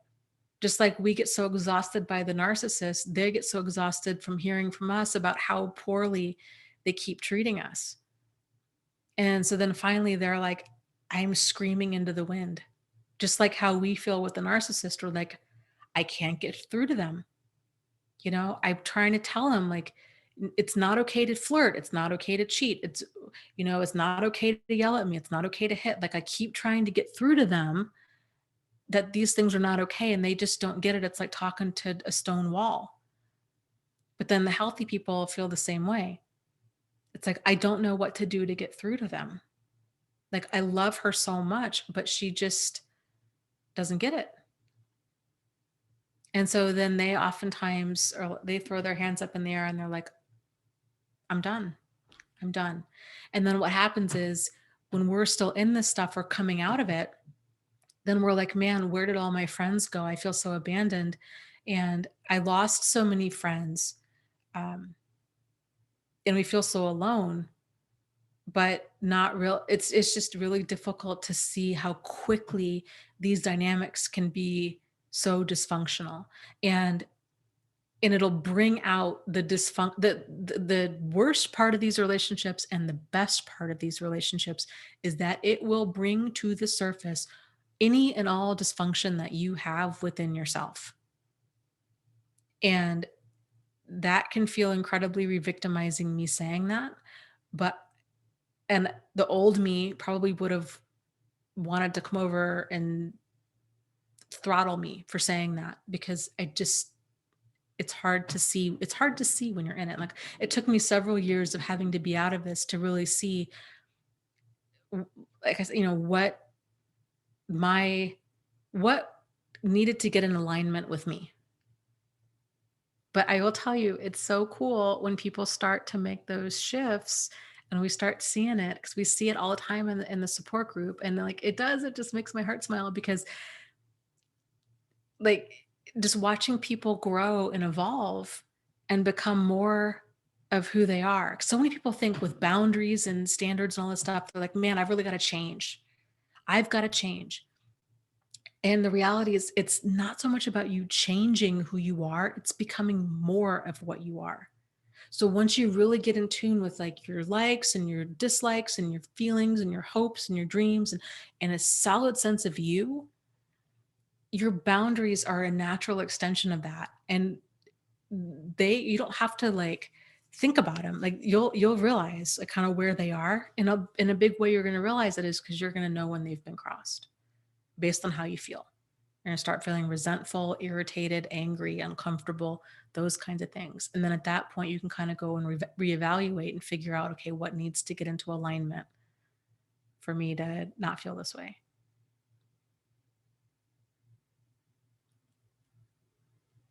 Oh no. Phil says, I am so sorry I'm late. I here got here late. I never let that happen. My furnace went out and I had to find a store with the barbecue lighter. Hi. Hi, Phil. Well, I'm glad you're here, and I'm glad that you got your furnace going again. It sounds like it. So good for you. Welcome. Maria says, yes, healthy people don't try to save anyone at any time. They walk away from the narcissist and they walk away equally from codependence. They cherish their sanity always. They don't want that bad energy. Yeah. And that was a big, been a really difficult line for me to walk with all of this. And um, trying to, I think one of the biggest shifts I've made has been in feeling like, okay, I wanted to really help a lot of people, to shifting to something more empowering and realizing I don't want to help anybody. I want to empower people. Because here's the problem with helping other people. When you help somebody else, especially a person who's, kind of feeling like they're drowning in their own life, it's very easy for them to look at you and think you're what got them out of this, and there might be some of that, right? With different speakers on narcissism, where they're like, I had all these aha moments, it helped so much. I get that, because I felt that way too. But at the end of the day, you're the one that does the work. Like, you're the one that has the strength and that had the aha moments and that are putting the pieces together. And so that's so much more rewarding, because then people aren't looking at me or anybody else for answers or solutions. They're learn to look within. And that's where the magic happens, because all of those answers are within, you know? So it's not about following me or anybody else. It's about following you.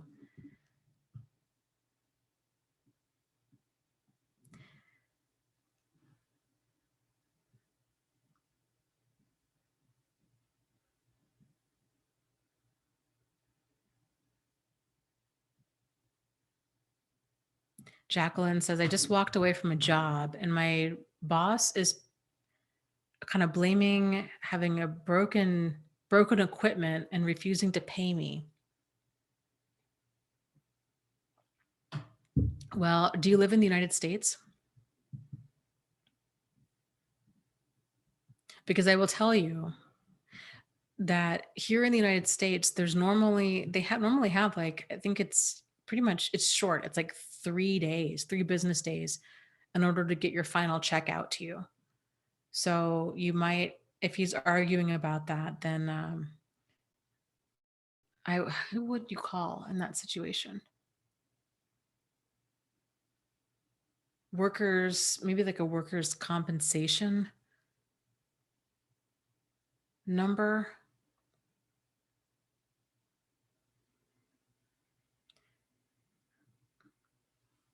Let's see. Tinsel Token says, new to the chat, but I've been listening to podcasts. I've been trying to catch you live. Happy to be here. Much needed before the holidays. This has been such a huge help. Thank you. You are so very welcome. And yes, so let's talk about that. Let's talk about holiday stuff. And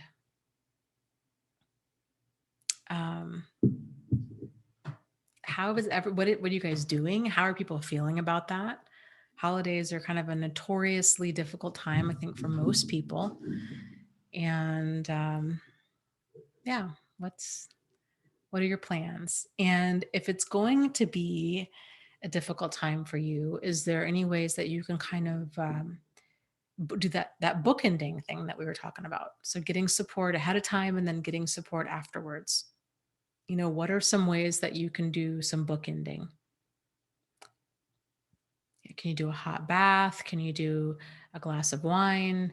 If you're not an alcoholic, can you do a massage? Can you do a nap?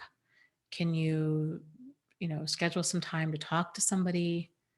What can you do to make this as pleasant of a holiday situation as possible?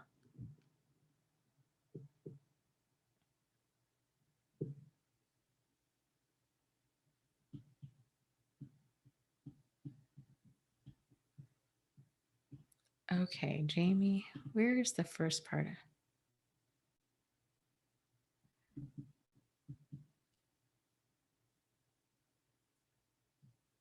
Oh, totally. Elizabeth says, yeah, I think that a lot of other codependent people drained me too.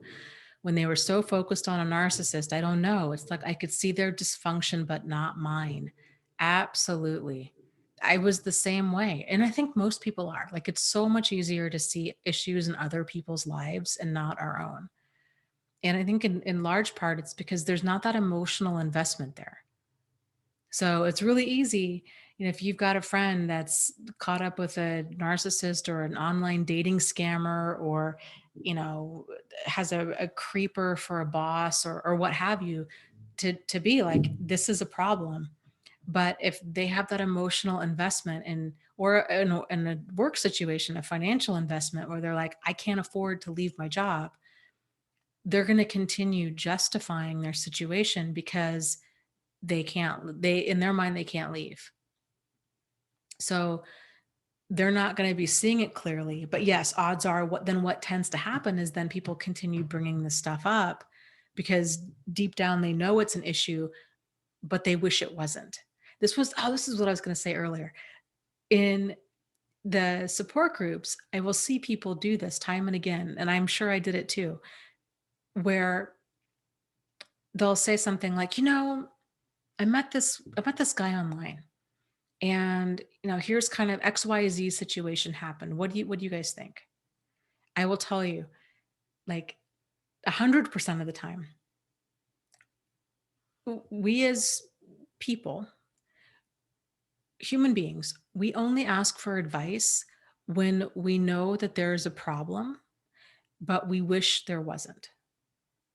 Because if you think about it, there's like 99 other things that happened during that day or that person did, but you're not bringing that stuff up.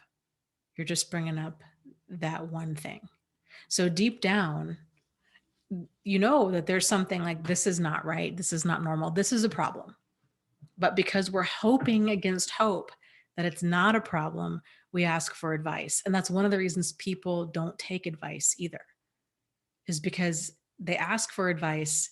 Because if we know that there's a problem, then we take action so that it's not a problem.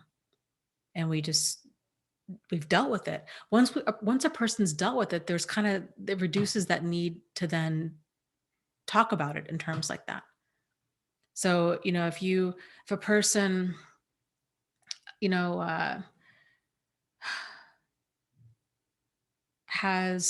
if their boyfriend, let's say if a person is dating somebody and their partner is getting all these texts, like flirty texts and sexy pictures and stuff from other people.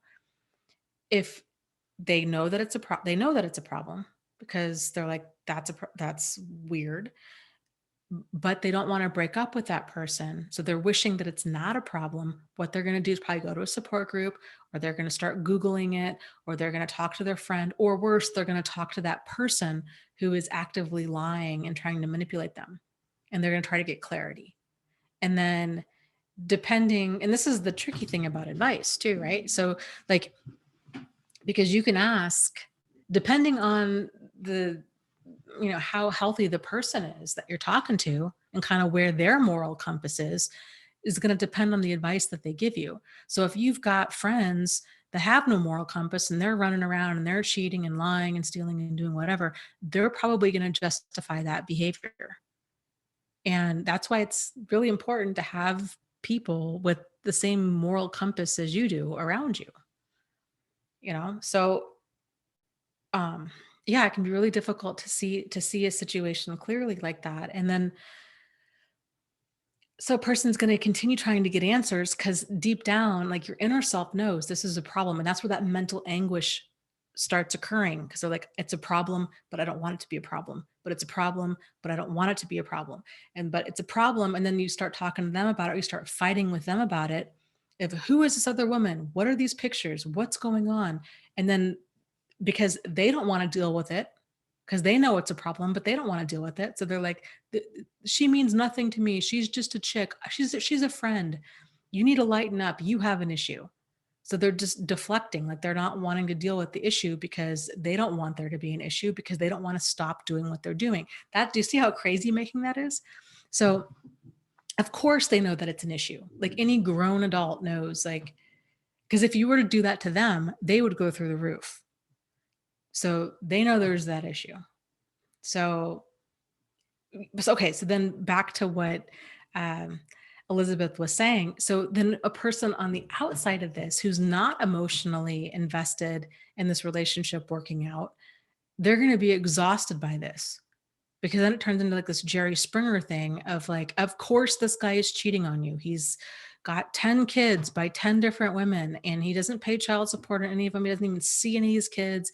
He's, you've caught him cheating multiple times before. Like, it's so obvious to them, but the person that's in it, it's they're emotionally invested in it working out.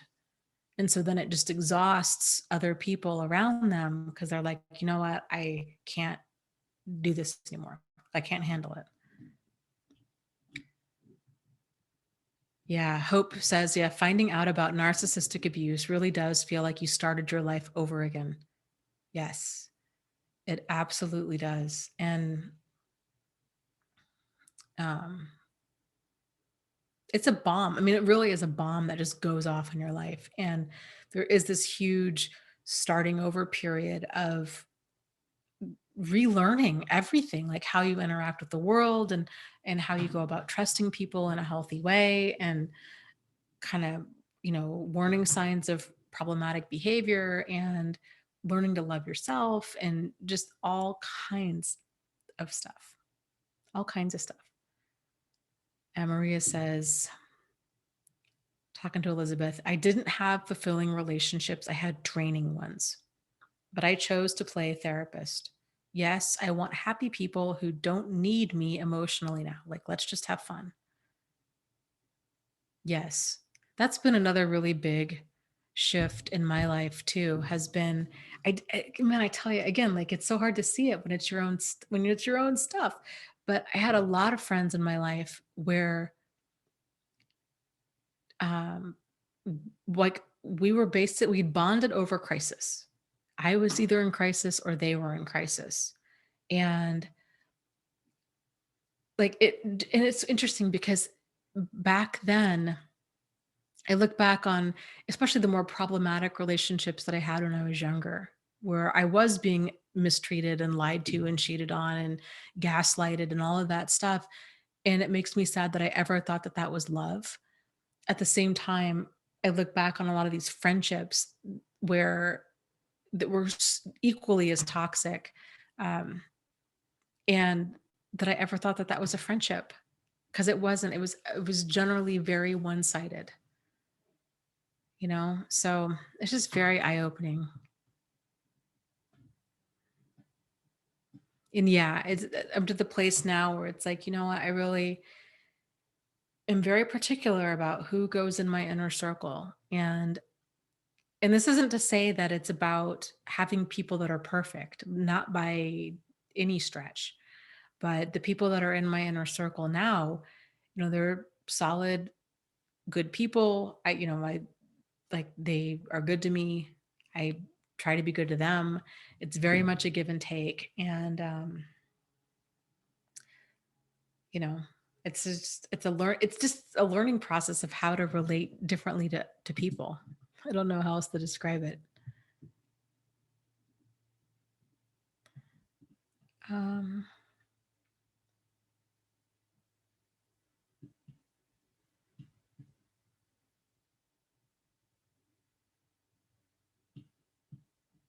oh, that was another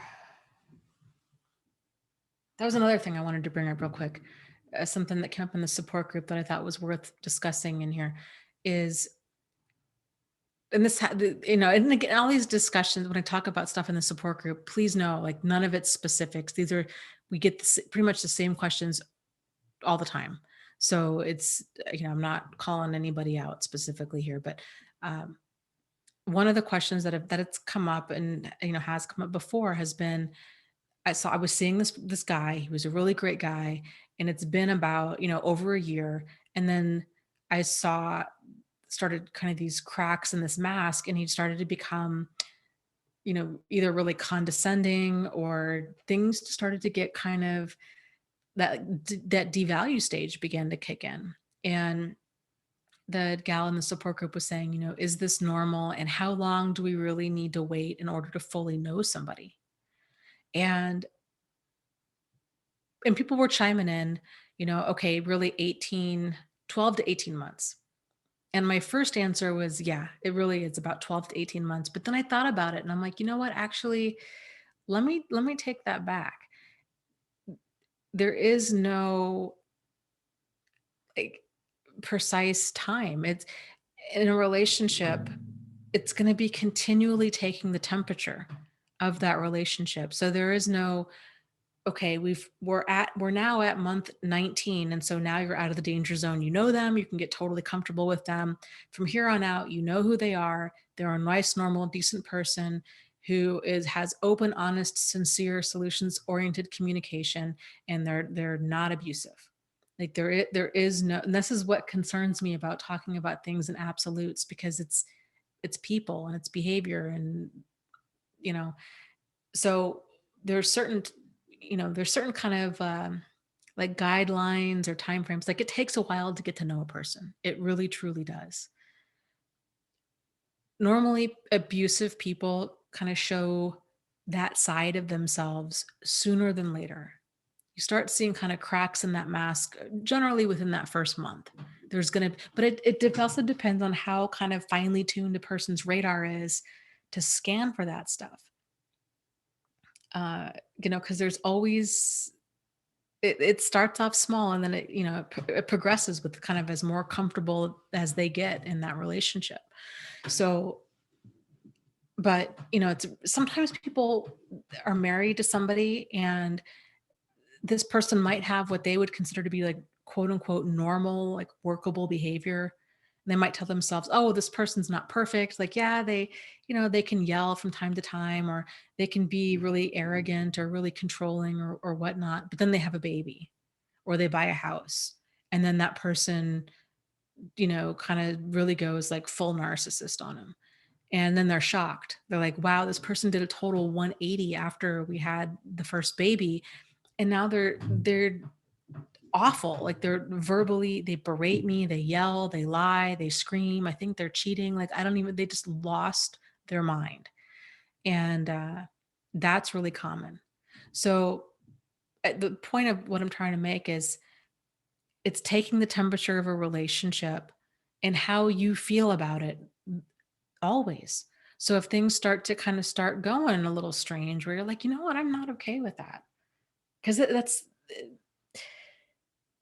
and it's not to say that you have to always kind of be hyper vigilant and wait for the other shoe to drop, but things can happen. I mean, a person can develop an addiction, alcoholism. Um, they can become severely depressed. They can become, they can gain, 300 pounds. There's people are going to go through life changes, even if they're not like a narcissist. And so then it's going to kind of be up to you to figure out, okay, where are my deal breakers with this? And how much am I gonna, what's gonna happen if things start to get to this place where it's um, really not working for me? Are we going to be able to have that open, honest, sincere, solutions oriented communication? And if not, if they're lost in alcoholism, or a hoarding, or something else, at what point am I going to walk away? So, or do something different. Just some things to think about.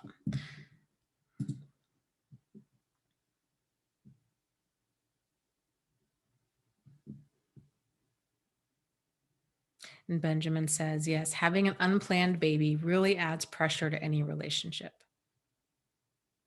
Yeah. Oh, absolutely.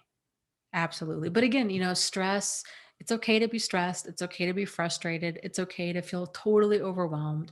It's not okay to like verbally berate somebody else because you're feeling that way. And, it's just, I think it's important for people to think about, okay, what are the rules that we're going to have as a couple for fighting? And most people, I think, with kind of I was gonna say like a more like a healthier emotional sense of things, knows like the goal of fighting is to reach a solution. It's like I'm frustrated, you're frustrated, like we're lashing out at each other, but the goal is to reach a solution. The goal isn't trying for one person to try to destroy the other person emotionally. It's not about winning. It's not about throwing out all of the hurtful things that you could possibly throw out at another person in order to make yourself feel better, or to teach them a lesson, or to cut them down to size. So,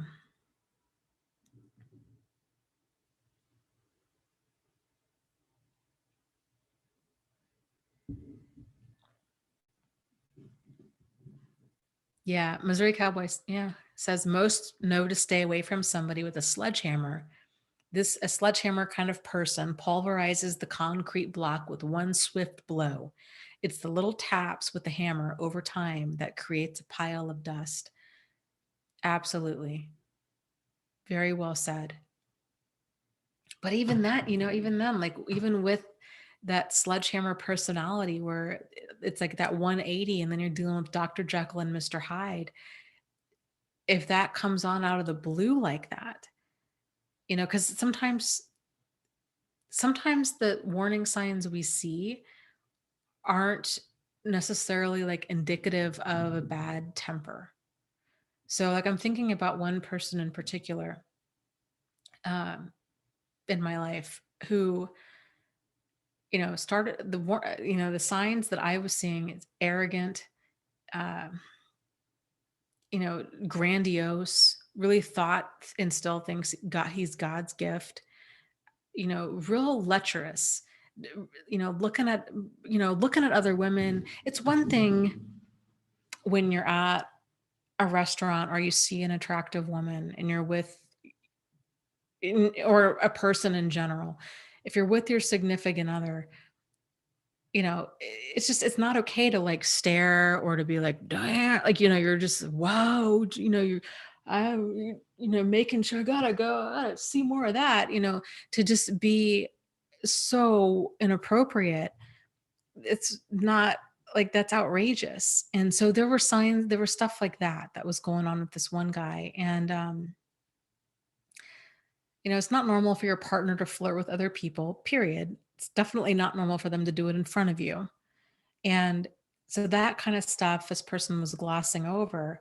And then it became more and more until then it became horrific verbal abuse, name calling. It was just like the sledgehammer. But I think it was because the dots that were leading up to that weren't related to verbal abuse. So when the verbal abuse started, it was sort of like, well, I think it's because of the baby or the stress. And, um, it's not, it's his personality.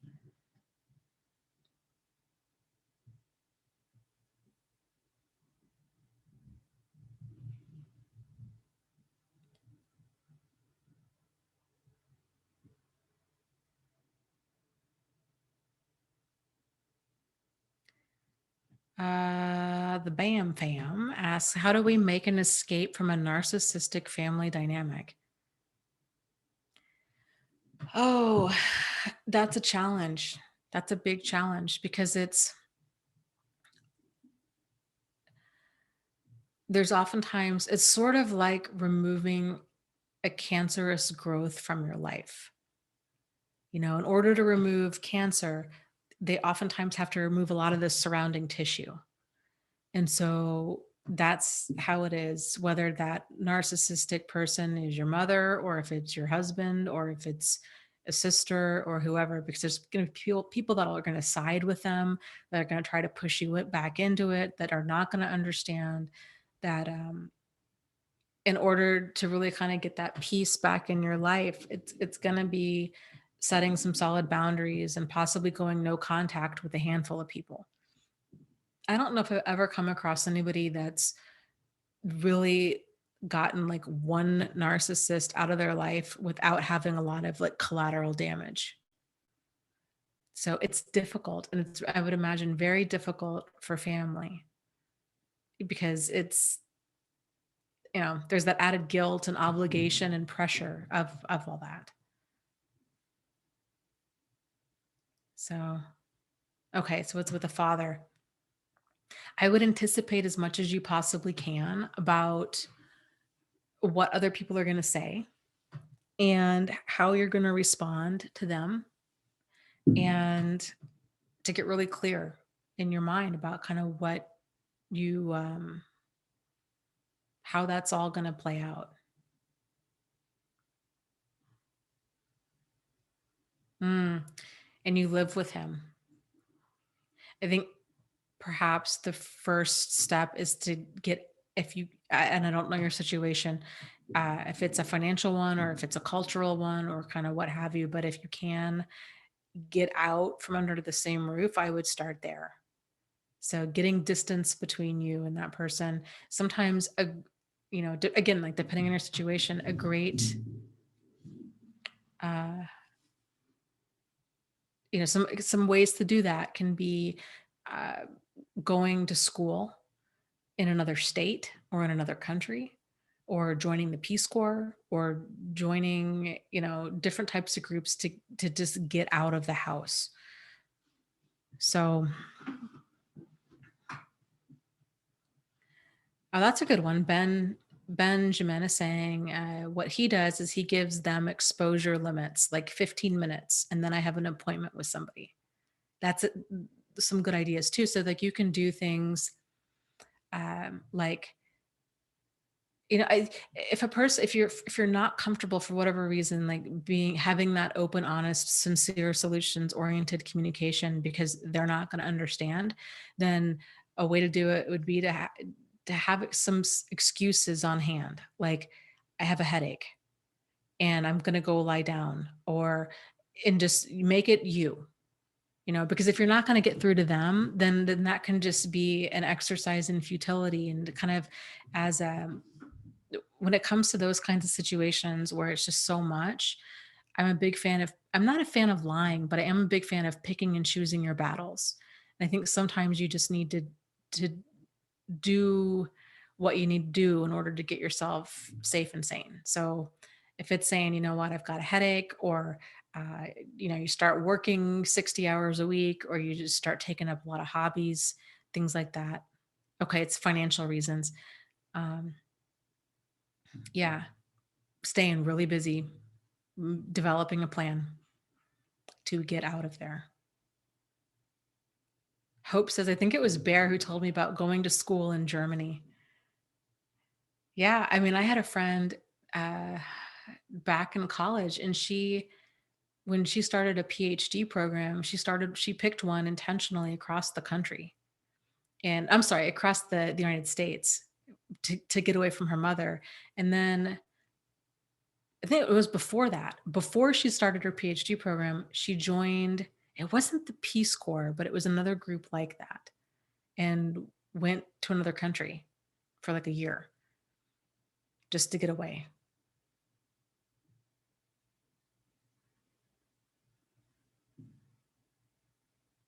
So, let's see. Yeah, Missouri Cowboy says, yep, yep, yep. Learning to be responsive versus reactive. It's tough and it takes time. Be gentle with yourself. Yes, absolutely.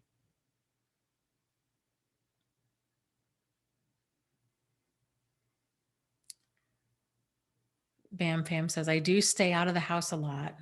I don't spend too much time with them. I'm pretty good about knowing that they are messed up, and I don't tell them all this. They use a lot of guilt and shame. So, yeah, makes total sense. Makes total sense. Well, good for you for doing that. I mean, that's a huge thing. And just realizing that it's like that you're not going to change them, just kind of they are who they are. And it's not about them, it's about you. It's about figuring out where are your boundaries and what do you need to do in order to keep yourself safe and sane.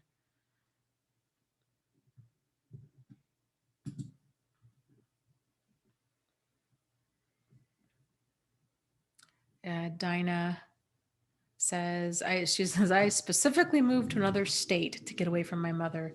The more distance, the better. Yeah, Benjamin saying a good exit strategy, school, military, camp jobs up north, anything to give yourself a break. Yeah, just it's guarding that safety and sanity. Let's talk a little bit about making decisions from an empowered place instead of from a place of like that fear, guilt, obligation. So there's an acronym out there called FOG, and it stands for fear, obligation, and guilt. And these are three things that emotional manipulators really use to kind of keep people under their thumb. And it's also three things that we are so used to being reactive to that we fall for time and time and time again. And so, a great way to tell kind of where you are, like, am I being reasonable? Am I being unreasonable? Is this healthy? Is this normal? Is it toxic? Is to look at why you're taking action towards something. So, are you taking action from a place of fear, obligation, or guilt? Or are you doing things because you actually want to do them? And when you're first kind of coming to all of this, it can seem like, well, Dana, if I only did the things I'd want to do, I wouldn't do half the stuff I want to do. Or, well, isn't that selfish? I mean, I have things I have to do. So I have obligations. So I have to do them. So let's just talk about all that for a little bit, because people can get really caught up in the difference between, taking care of yourself, between self-care and being selfish. And most of us tend to, are so used to living our lives for other people. And anytime we have wants or needs or hopes or dreams or feelings or anything like that, we're constantly told basically that that's selfish, that we shouldn't think that way because it's wrong. So I think we can kind of sort that out a little bit. So fear, obligation, and guilt. So fear of rejection, fear of abandonment is a big one. Well, if I don't do this, or if I, basically if I don't do this, then they're going to leave. Or the rejection, like, oh, if I don't do this, they're not going to like me, or they're going to think that I am a bad person or a bad mother or a bad brother or whoever. Maybe fear of violence would be another one. Well, if I don't do this, or if I go to the police, that's going to really enrage him. Or if I tell somebody about this, then I'm scared. I'm scared that he or she might beat me or make up false accusations about things, or do something like that. So obligation, and sometimes those fears can be very legitimate. Like, it can be scary to tell somebody I'm being abused and this is what's going on, especially if that person's been violent or has hinted at violence before. So sometimes that's, there's like legitimate concerns there.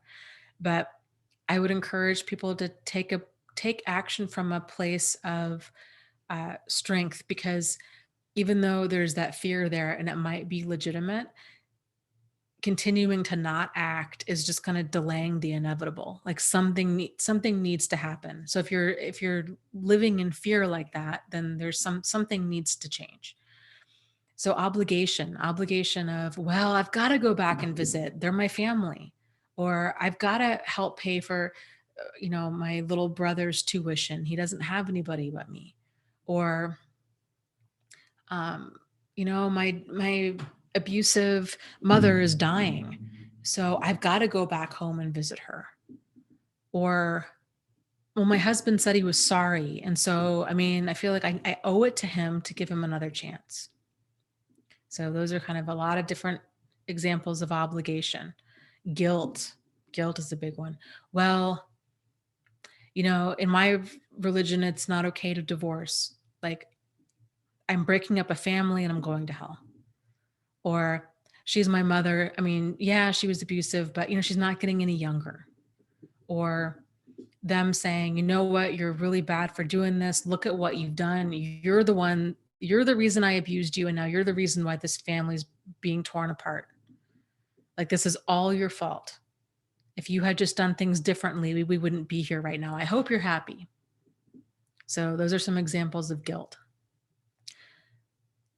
The only appropriate real that comes to mind obligations that a person has is if they have minor children. So if we have minor children, so under the age of 18, then the obligation to them is to keep them safe and sane.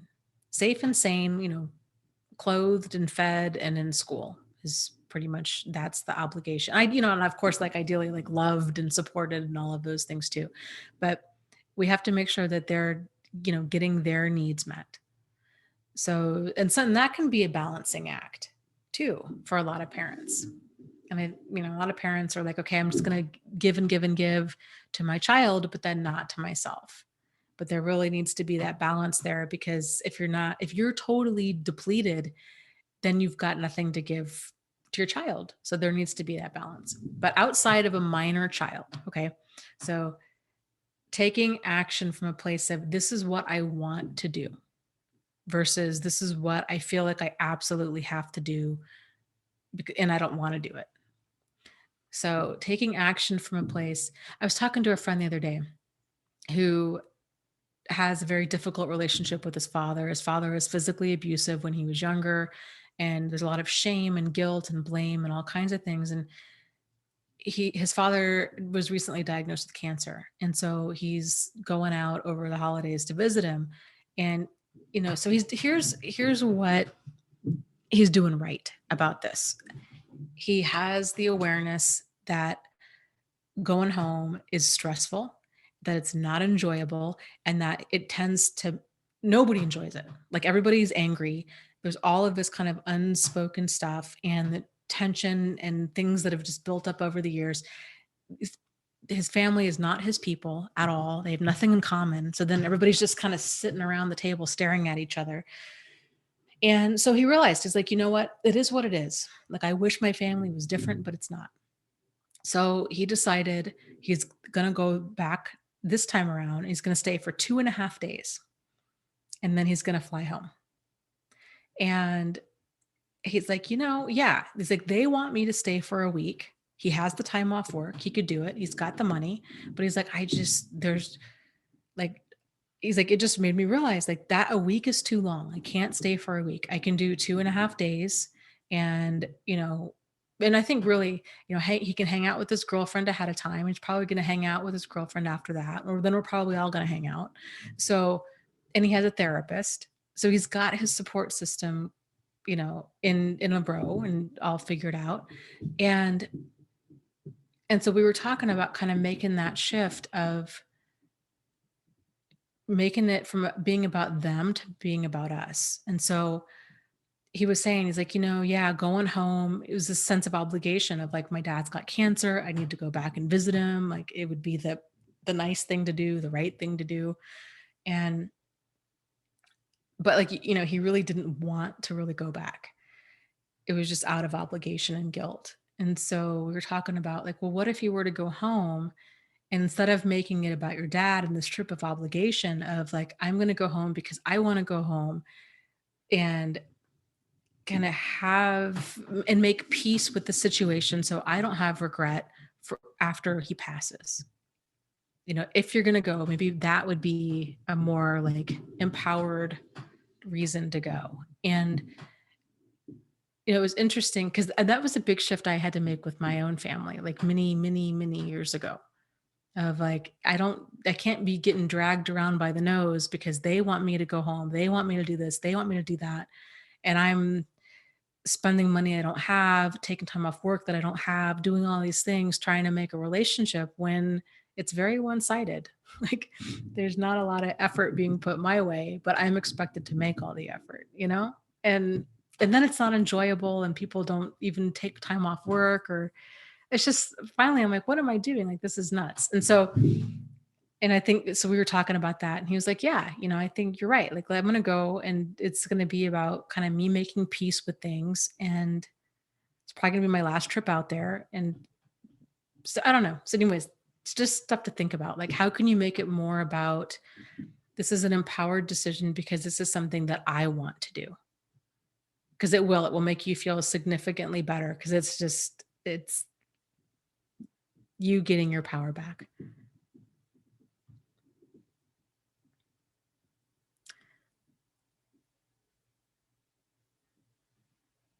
Oh boy, Kevin says, I have a question. What happens when you meet someone who first meets you and starts telling you how awesome they are? It's weird right away, right? And invites you to their family's home and says things like they miss you and like attracts like, and then says things like, I feel like I can tell you more than my friend I've known for many years and I've known them for only a week. What do you think this is? Okay, so let's flip the script on that. Okay. So instead of us trying to figure out what that is, what we do know, what you know, is that that's weird to you. It's uncomfortable.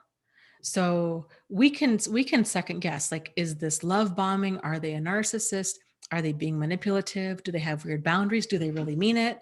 What if they really, like, what if they're totally healthy? What if this is an amazing person? Like, there's all kinds of selections that we could choose there of what could this possibly be about. But what you do know is that that is feeling like it's too much too soon for you, from what I'm gathering from what you've written, right? So that's the only piece of information that really matters in all this is, how do you feel about that? So if you're like, it's a little like too much too soon and I don't know about all that, then you can kind of respond accordingly. So then you take the pace of things. So just because they want you to go home, they want to text and talk to you for hours a day, they want you to do all this, then you can just be like, I'm not okay with that. So I'm okay with maybe talking and texting with this person a few times every day, but not for hours on end. I'm for sure not okay with going to meet their family. I really don't want to sit around and talk about how amazing they are. And or maybe you're like, you know what? All of this stuff feels like really off to me and I just don't like it and it turns me off and I'm done. Like, it's about you getting in tune with how that kind of stuff makes you feel and how you want to respond. And there is no right or wrong answer. It's you'll know based on how you feel.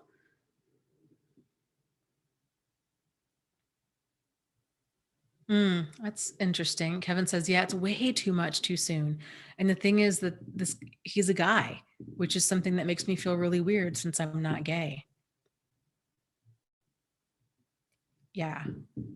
Well, I don't blame you. That would, if any, I mean, just to validate what you're saying, like if anybody right out of the gate was talking like, man, I have this amazing connection with you. And like, it's like I've known you my whole life. And like, we're so close, man. Like attracts like, and don't you get it? And I feel like you're my soulmate. And if they were just coming on so strong out of the gate, it would be a total red flag for me, because the reality is, even if they're not an emotional manipulator or a con artist or manipulative, the bare minimum is that they don't know you well enough to think that about you. So they're caught up in this idealized stage with you.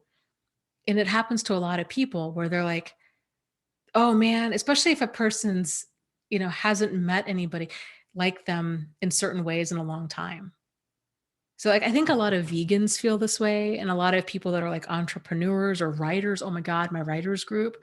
You meet another writer and it's almost like this kindred spirit of like, okay, here's the Britain's top baking show. Like, okay, it's my new favorite show, but I have to wait for the next season. Like they cry every single episode. People are leaving, and Travis and I were watching this show the other day, and he's like, why, what is up with this, the crying? And I was like, oh man, I totally get it. Like these people are so freaking passionate about baking. And you think about, they probably don't have that anywhere else in their life. And it's such like this intense experience with people that totally get them. So anyways, so that can happen in normal life where you might have certain things in common with this person. And they're like, they're all they're seeing is that.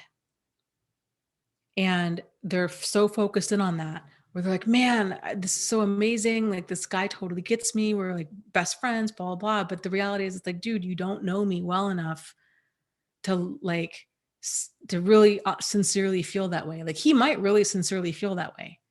But that goes back to like, we can make ourselves nuts trying to figure out, is he sincere? Is he insincere? You know, blah, blah. Like it really doesn't even matter. What matters is how it makes you feel.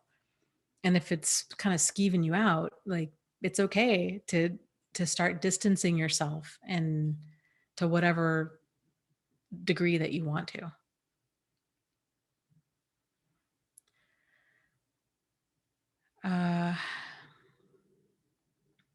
Yeah, that's true. Shannon says it sounds a lot like borderline personality disorder behavior.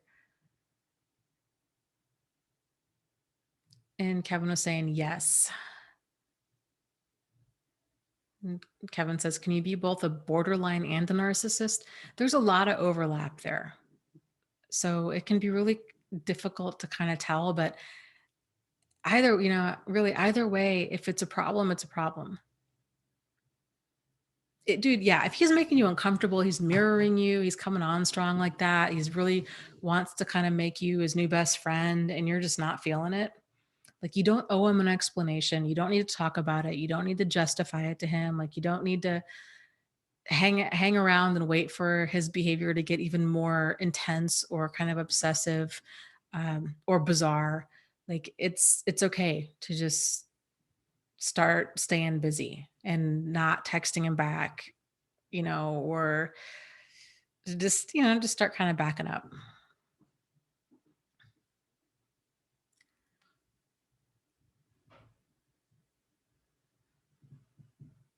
Maria's saying Pete Walker says the heart of borderline personality disorder is narcissism. Yeah, I would really say all of the cluster B disorders, the disorder is narcissism. Although with borderline, this is just kind of my like 2 cents. I really do think that there's two different types of borderline. I think you can have more of that traumatized codependent, and then you can have more of a traumatized narcissist. And it comes out as that, as borderline. So, and you know, I've worked with enough people that have been diagnosed with borderline, and it's like so many of them. Like my favorite patient who she committed suicide, was it last year? And you're not supposed to have favorites, but like everybody does. But she was borderline and I freaking adored her. Like she was so amazing. And yeah, there were certain like, you know, definite like borderline characteristics, but I would say she was so much more of like a traumatized codependent. Like she grew up in abuse. All she'd ever known was abusive guys. You know, she could be manipulative and kind of immature and um, very quick to attach to other people. But like, I don't know. I think borderline can really get a bad rap, I guess is kind of what I'm saying. But to me, there's very clear differences. I had a friend in high school who I would say is hands down borderline, and she was freaking awful.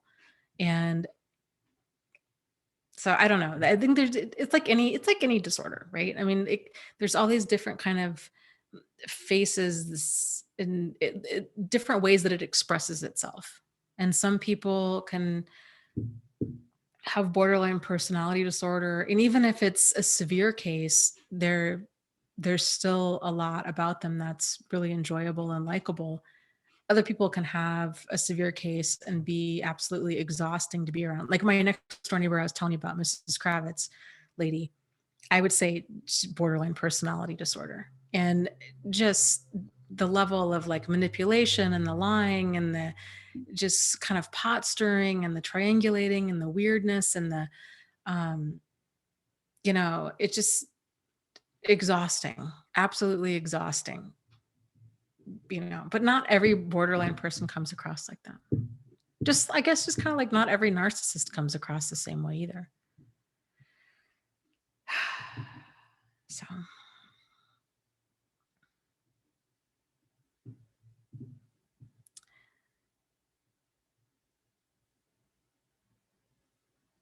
oh, that's a deep question. Vegan Yogi says, Dana, what do you think about using our empathetic power to manifest our highest good? I love that question. That's a deep question. I think I think empaths, or really anyone, if you can tap into that empathic, compassionate side of yourself, and have,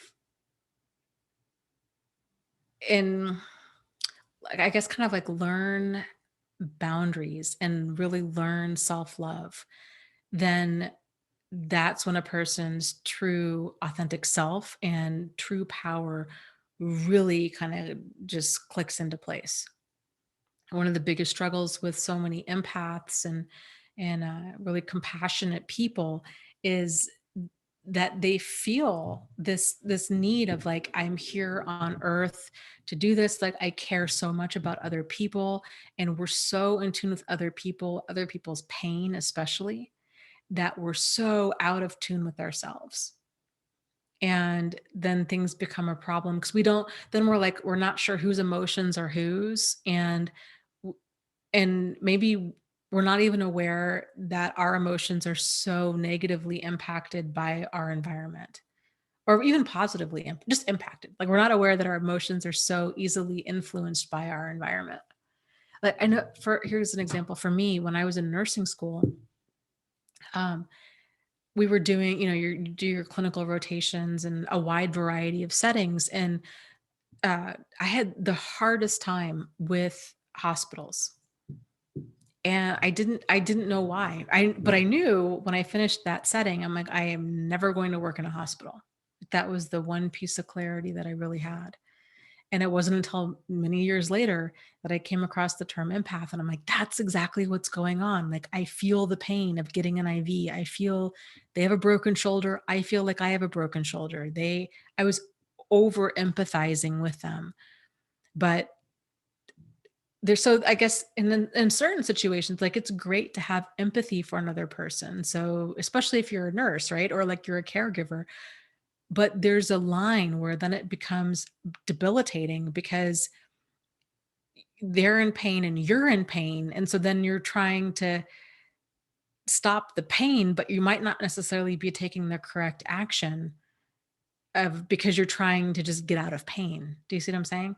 So it's weird. It's a weird thing. So I think it's more about making that shift from being so empathetic to being compassionate, and realizing, yes, this person is suffering and they are in pain, and I'm here to help and I'm here to empower, uh, but within a understanding what's in my highest and greatest good, and also what's in their highest and greatest good. So I think one of the ways that a lot of empaths kind of, we tend to go a little left to center with this, is struggling with setting rules, setting consequences, because we see other people get hurt. If we tell them no, or we break up with them, or something happens, we experience their hurt as our hurt. And we don't want to see them devastated. We don't want to be devastated. And because of this, what we're doing is we're kind of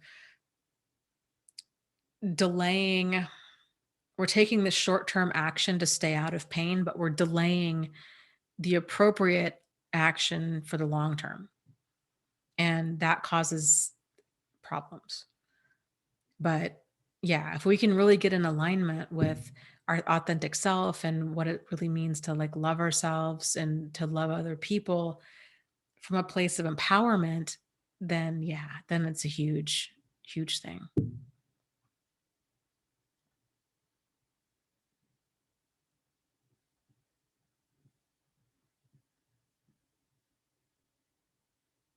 Yeah, totally. Jacqueline says we feel their pain and struggle to assert ourselves due to the fact that they might hurt because of us. Yes. And then, and you can see, right, now that we're talking about it, like, oh wow, yeah, that's not going to work, because if we're putting aside all of our boundaries and deal breakers because we just want to make them happy, because we don't want them to be in pain, because when they're in pain, we're in pain, then it it's not healthy, and it's something that we really need to work on. So I really do think it helps shifting from being completely empathic and taking on another person's pain as our own to being compassionate and still having those boundaries and being like, okay, I might still feel pain and feel guilt or obligation and fear, all these other things that go along with it. I still might feel this, but I still need to do what I know needs to be done and have the compassion of and for yourself. So that's another thing is we oftentimes think of we're so used to things being a one-way street of like, I'll be compassionate, I'll show them love, my love can fix them, kind of a mindset. But it's like, okay, reality is there's something that's out of alignment if you're being compassionate and loving towards a person, but it's at the expense of yourself. So your compassion, I was at the Dalai Lama, I think, said that, your compassion is not complete. It was Buddha. Compassion is not complete unless it includes yourself. And it's so, so true. So, being compassionate towards somebody else to help them, but it's sinking you isn't compassion.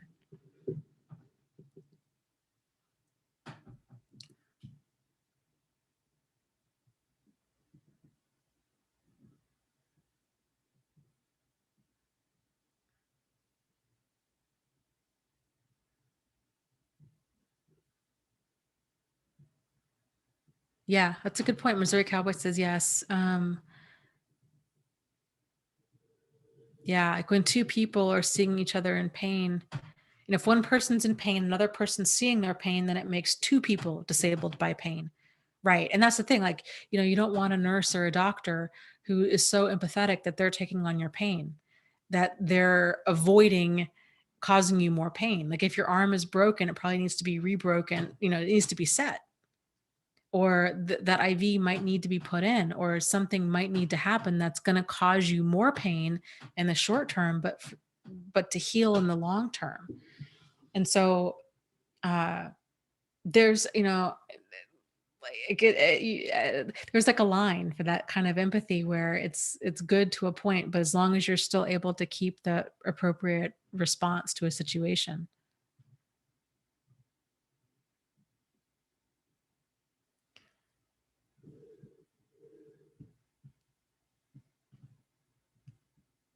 Okay, let me scroll up here. I took a picture. I came across a great, let me see if it's still on my phone. I've been having phone issues. I need to get more storage or do something on my phone. Oh, I really want to find this. This was an Amazon review on a book that I came across. It was like totally unrelated. It was a great book and it was fantastic. So this guy, his name is Manuel Orlando Garcia, and he's a medical doctor. Anyways, so Manuel wrote on here, he spelled out the differences. He's a psychiatrist. He spelled out the differences between several terms. And I really liked what he had to say. So the terms are identification, empathy, compassion, sympathy, and cognitive empathy. So identification is unconsciously owning the pain of another. It alters the identity of the bearer. Empathy is understanding the pain of another with a conscious but reversible process of identification. So it's temporarily putting myself in the shoes of another person. It leaves the identity of the bearer intact. Compassion is empathetic care and concern for another person. Sympathy is external pity for others. It does not necessarily involve caring. Cognitive empathy is the intellectual understanding of the pain of others, but disassociated from feelings. So I would say more for like narcissists, psychopaths, sociopaths, it would be more of that cognitive empathy where they understand, like, yeah, stealing is wrong, cheating is wrong, killing is wrong. They still do it anyhow. So they understand how that could hurt and all that, but their actions are disassociated from those feelings of another person, if that makes sense. So they get it, they just don't really care. Um, Sympathy, when I think of sympathy, I think of like sympathy card for somebody that you don't know who maybe died. Like it might be a coworker that you maybe seen twice in the hallway, where you're like, here's a sympathy card. I'm really sorry for your loss.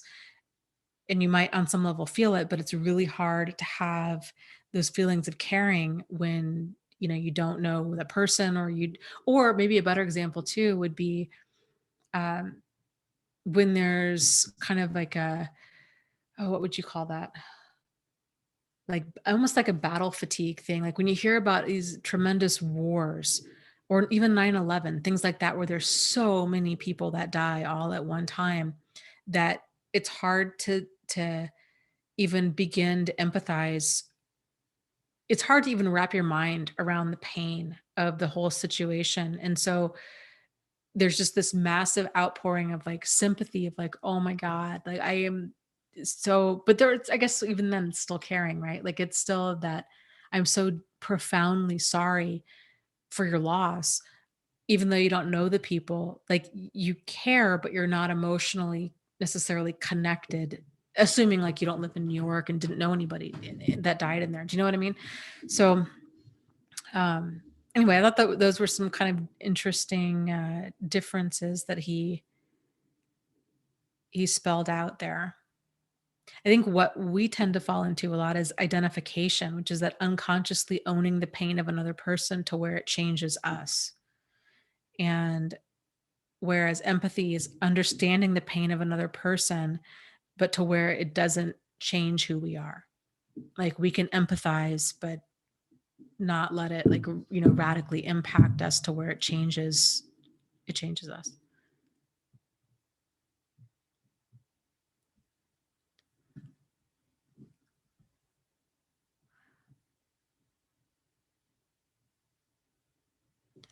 Okay.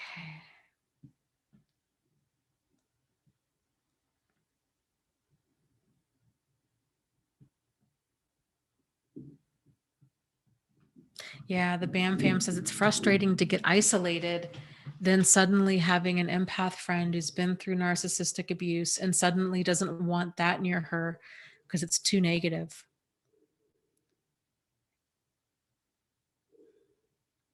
Yeah. And hold on. So, and like I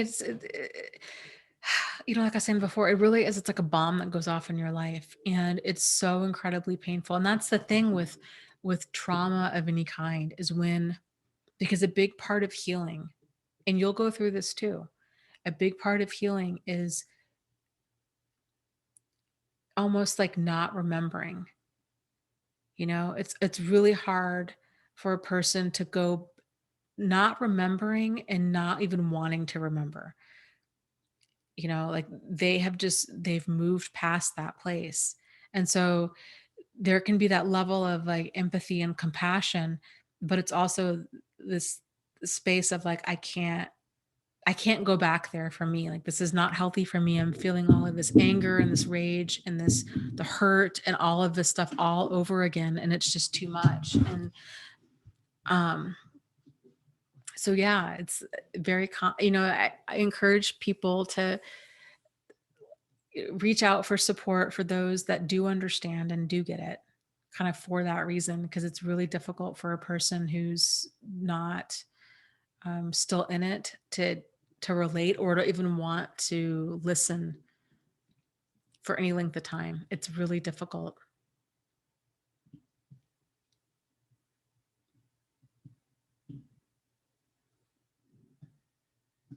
Okay, let me scroll down.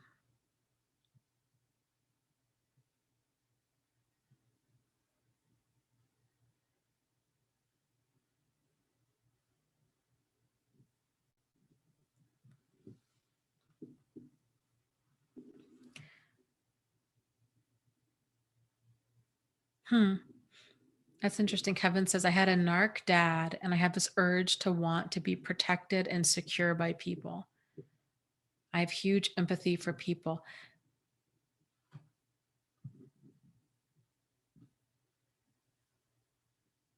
Kevin says, why do people like me seem to attract people like that one guy I was talking about? I mean, all I did was walk in the door and I'm being bombarded with compliments and invited places by them. It's so hard to say because, odds are there was something there. So people like that tend to come on fast and furiously, it generally tends to be because they either have some sort of major empty bucket or that you have something that they really want. It's really hard to kind of tell what's up with that, which is again why I talk about it. Like it doesn't matter where they're coming from, it matters how it makes you feel. But um we all attract a wide variety of people, and you will throughout your life as friends, as acquaintances, as significant others. Like they're, problematic people are going to, I guess, try not to get too discouraged by it, is what I'm trying to say. Like they're just out there. And he could, you know, like you because you have a cool car or because you seem to like the same kind of music as he does, or maybe he thinks that you know a girl that he likes, or maybe he's got a crush on your sister. Do you know what I mean? Like there any number of reasons. Or he thinks, oh, maybe that guy is pretty quiet, like, you know he's just going to kind of go along with whatever I say. Like it's just, I don't know, there's any number of reasons. And but to not get discouraged, maybe he's just bored, maybe I mean, like I said, like you don't know. And all you can do is when it starts getting uncomfortable for you to start doing things differently. Like my neighbor I was talking about, the Kravitz lady, she would knock on my door. I had a sliding glass door that opened out to this patio. And because I was on the ground level, she would like peek in the things. And she was very wanting very quickly to kind of make me her new friend. And I, she would ask me favors all the time. Can you come over and do this? Can you, I'm going to be gone. Can you like let my dog out? And can you do, and it was just all of this stuff. And, back then I just thought, well, sure, I can. I'm going to be home. I can do that. And sure, I can help you carry stuff in from your car. And sure, because none of it was like major stuff, but it began adding up. And the next thing I knew, it was like she was kind of leading me around by the nose, and then I was like, this lady's nuts. Like she's peeking into my windows to see if I'm home. And, I've told her multiple times, like I record stuff on YouTube and to not knock on my door. And, it's just, like, what did she want? I don't know. I don't care. I think she probably wanted, because she was doing the same thing to the gal upstairs, like just kind of wanted to rope people in to have her minions, like she wanted people to do stuff for her. And, I started saying no. And so did the gal upstairs. And she was huffy about it. It was just, oh God, that lady. I'm so glad I'm not living there anymore.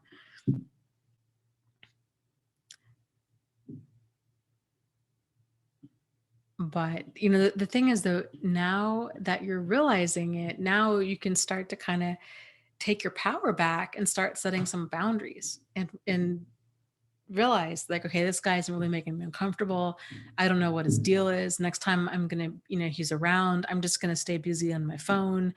I'm not gonna, if there's any type of, if he's asking for stuff or he's doing little small boundary pushes, like there's things that you can kind of do to distance yourself, and you can start disagreeing with him. That's probably a big thing. If he's doing the whole like, hey man, like attracts like, and we're so alike and so amazing, we have so much in common, blah blah. Just start disagreeing with him. So if he starts talking about how great something, just always just play the contrarian. Everything he says, you think the opposite. Like pretty soon he's gonna realize it's either two things, one of two things is either going to unfold. He's either going to get annoyed by that because that's annoying, or he's going to start twisting into everything that you say, and then it's going to just become amusing. So if he's like, man, I can't, believe Trump, that guy is so nuts, and you're like, really? I think he's actually a great president. And then next time he's all for Trump. And then, then like he talks about how much he loves rap music, and you're like, yeah, I'm not a fan. I'm actually really big into country. Like you just he'll probably pretty quickly learn to just drive on. So hey, Doug is here. Hello, Doug. Said thank you for the donation. Says sending light and love to you all. You can heal. And I have thanks to Dana and her Red Flags of a Narcissist series. Dana, you are wonderful. Thank you for all you do. Hugs for all. Namaste. Well, thank you, Doug. I hope you have a fantastic Thanksgiving and sending all that light and love back your way. For sure. For sure. For sure. Always great to see you.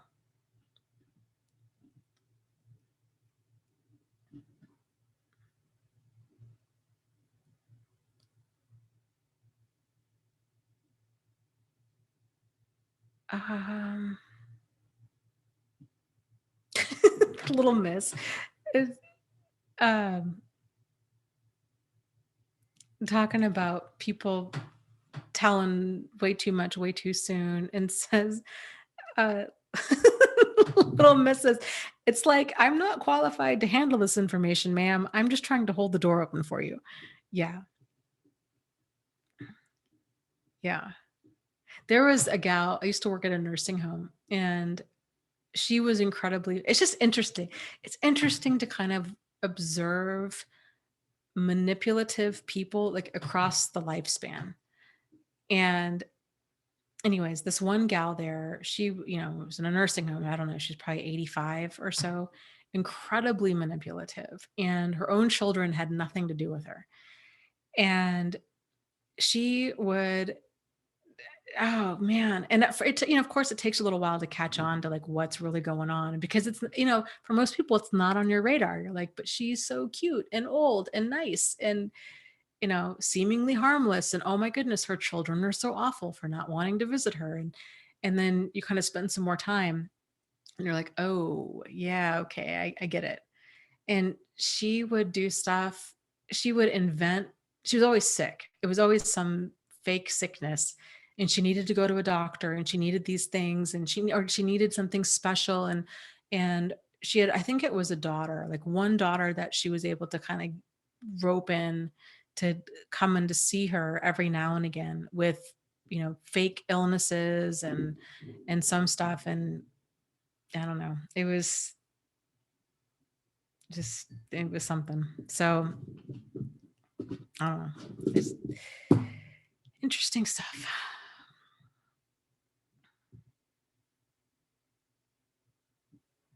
Vegan Yogi says, is anyone else staying home alone tomorrow to avoid dysfunction in family? I'm working on attracting my tribe. Until friends become family, I'm on my own this holiday season. I'm going to go spend some time with friends tomorrow, and that's what I'm doing. So yeah, you're not alone in that. And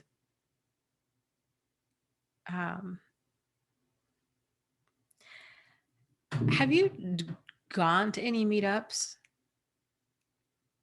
I just think, if you're really into like vegan and like yoga and any of that stuff, I think there's a lot of people out there, at least in my area, meetup groups that have to do with like yoga. And there's a vegan cooking group that meets on a regular basis, Reiki, all kinds of stuff. Yeah. We have to figure out, where does vegan yogi live? I don't know if you want that information like out on the internet, but yeah, I know that's the thing, right? Like you come across people on the internet where you're like, man, these are like totally my people. And it's just like, where has everybody been all this time? You know, I don't, it's just weird.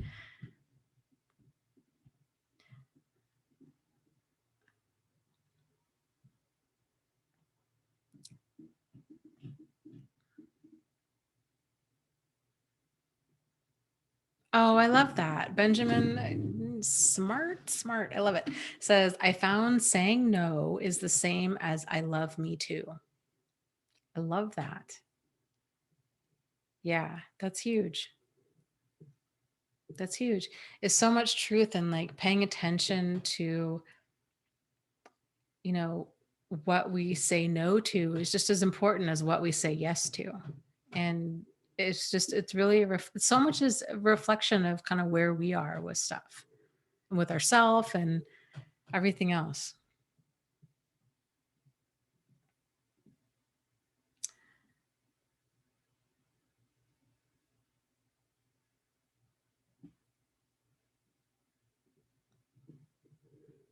Yeah.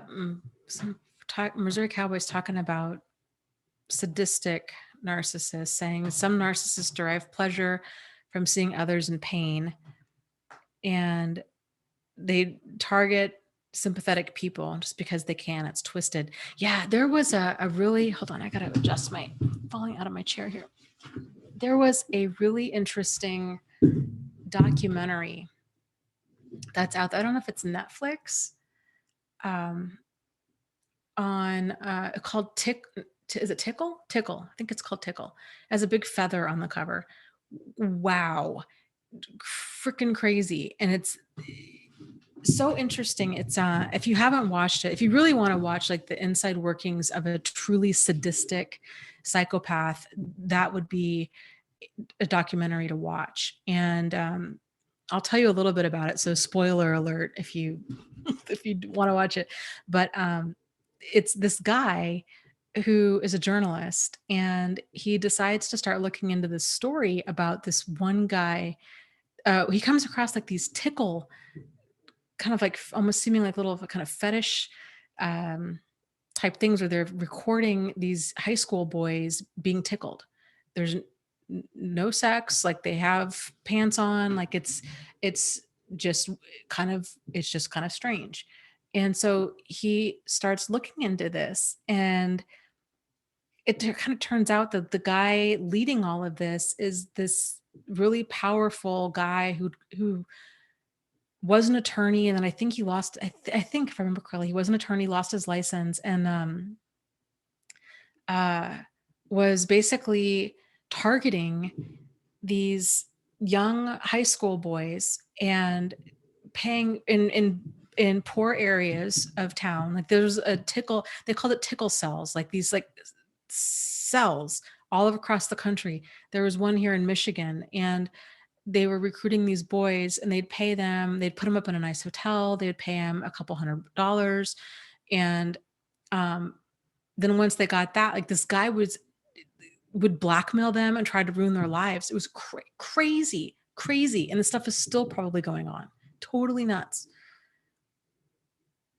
It's an interesting documentary called Tickle.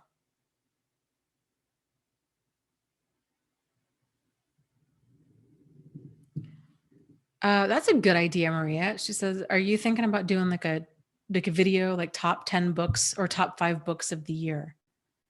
I can totally do that.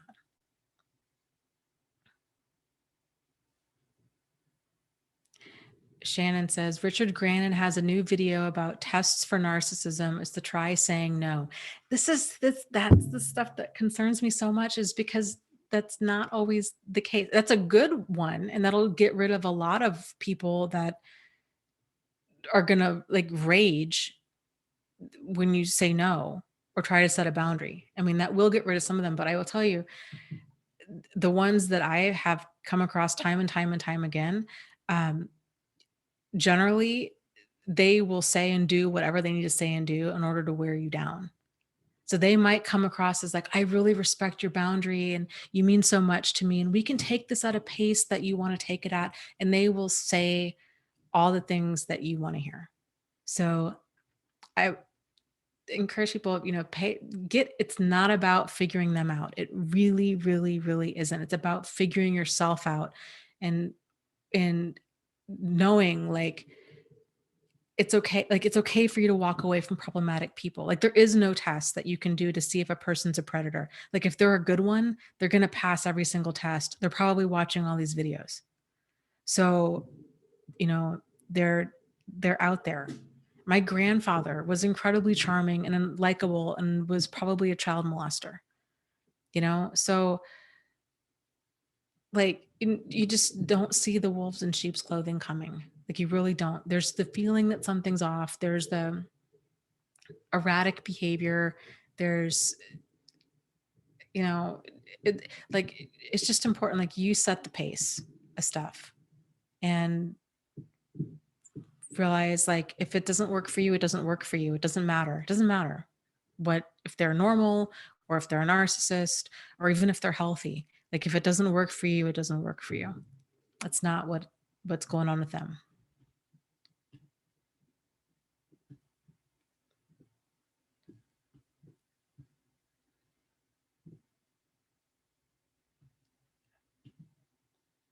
Jacqueline says, can you speak about spiritual narcissists? Yes. And then, oh, that's a good idea. Maria, you're full of good ideas. Hold those thoughts. Okay. Top five books. Top five books. What was your other thing? Top 10 lessons for growth. Top 10 lessons. I have to think about that. Top 10 lessons for growth. I can figure that out and make it work. Spiritual narcissists. So a lot of them, it's on, like I said, the spectrum. So like you have like more of your extreme, like cult leaders, right? That are very much about, they develop their own religion or their own belief system about things. And they're so convincing. And it's really, it's the same type of people that start cults and do scams and, become dictators and all of this stuff. It's that same narcissistic personality that are, those people are also children and spouses and aunts and uncles, and they play multiple roles. Like they're not just a cult leader. So I think if we can see it as these people are multidimensional, so there's family members out there that people that have dated Charles Manson or that were, sisters with, relatives of different cult leaders. And so when you can see that it's not even just the role that a person plays, it's their personality, it's their behavior, and they can come across in many different ways in a person's life. So that aside, so spiritual narcissists, they can come across as really extreme with all kinds of delusions and grandiose things and think that they are the Messiah. They can think that they um, have this direct connection to God. This is like on the extreme end, right? That they have all kinds of supernatural powers, that they're somehow very special, unique, and different and chosen. And I think you get a lot, frankly, I think you get a lot of religious leaders that are right up there. Like they're maybe not that extreme to where they're claiming to have a direct connection to God or that they are God, that they're Jesus or a Messiah or something like that. But I think there's a lot of really extreme religious people out there that think that seems to be a new thing lately. I've come across several different people who have claimed that this person thinks that they're a prophet. And so there's like a lot of prophets going around like that. That's kind of the newest thing. Like there's a lot of prophets going around out there that claim to have insight into the Bible and God's plan. And, the end is near and here's why. And I'm, blah, blah. So there's that. And then there's more of what I see in like the spiritual community, which tends to be, it's that false kind of prophet again, where it's really far out beliefs, and it's that grandiosity, and it's making it all about them, and um, just delusional, deluded, bizarre thinking, and they can come across, so like a spiritual narcissist. And this is something that we talked about before, where a lot of people think, oh, well, there's must be rules for evil. So that a narcissist is going to get really uncomfortable when you start talking about God, or they're not going to want to go into church, or that, because they have like the Jezebel spirit, they won't be around the Bible or stuff like that. And it's not true. That's, I wish that there were certain things I wish there were rules for evil. So then we could know, like, if you challenge the narcissist or said no to them, that they would always act in some sort of way, but there's no rules for evil. Evil, it's chaos. So some of them, like my grandfather was a minister. So they can be leading a congregation. They can seem incredibly spiritual. They can say all of the right things. They can come across in seemingly a very godly way, but there's just, like their behavior over time. I mean, if a person's got no moral compass, like that stuff's going to show up eventually. You find that they're lying, they're cheating, they're stealing, they're manipulating, they're just doing all kinds of stuff that's not spiritual and that's not, or religious. And they'll oftentimes try to use, and then there's just that like staggering degree of hypocrisy, because they'll start trying to use that against you of, oh, well, the Bible says you need to forgive and forget and be different and do all these things, but they don't operate from the same. Yeah, it's probably a good point. Salon says cult leaders probably all have a God complex. Yeah, probably. So let's see. Kevin says, why do you think we try to figure out people who seem dysfunctional rather than to just leave them alone? I think at first it's because it's that waking up to it. It's that realization of, it's sort of like being trampled by a unicorn, right? Like you're in so much pain, but you're like, what in the hell? Like, was that really a unicorn? And then like you're just trying to figure it all out, because it's something that's so unique and that you thought wasn't really even out there, that it's just, our brain is designed to scan for things that put us in harm's way. Like that's like the number one job of your brain is to keep you alive, like emotionally, psychologically and physically. And so if something comes across that's really problematic, that causes a person extreme amounts of pain, your brain is going to be working overtime to try to figure out what caused you pain so it can know what to avoid in the future. And in a case like this, because most people go through life thinking that they would be able to spot a hurtful person. And when we have that realization that that's not the case, that it takes time oftentimes to really spot a person, that a really charming, likable person can actually be incredibly dangerous, especially men. Like, a lot of guys don't realize that you know women can be as abusive as they can really be. So both genders have their issues, and both sexual orientations have their issues, but I think for so much of that information that's out there was really geared towards helping women stay away from violent men. But there's not a lot of talk about like psychological and emotional abuse, especially, for women, but especially not for men. And so it takes a person a while to kind of figure out, well, what in the heck happened? And then when you start getting little pieces of the puzzle of, you hear words like narcissist or sociopath or borderline, it's totally common for a person to be like, okay, your brain is going to like latch onto that and be like, okay, do that, Kevin, like go figure that out, because we need to figure this out so this doesn't happen again. And so then we get an overdrive of trying to figure out, okay, well, what is a narcissist? And I need to know all of these things. And I need to know, like, what is the problem? And then it's like pulling a string on a sweater. Cause then we realize, oh, wait a minute. You know what? My mom was kind of like that. Or, my best friend in elementary school was kind of like that. Or like that creepy PE teacher I had some of the same kind of stuff. And oh no, you know what? There's some of the stuff I see within me too. And what does that all mean? And so then we start pulling the string, and then we start examining all of this, and we're like, no, this is a huge problem. And then you hear, if you hear words like empath or um it just takes a while to start putting all these pieces together and realizing kind of what's healthy, what's normal, what's dysfunctional, in every sense of those words.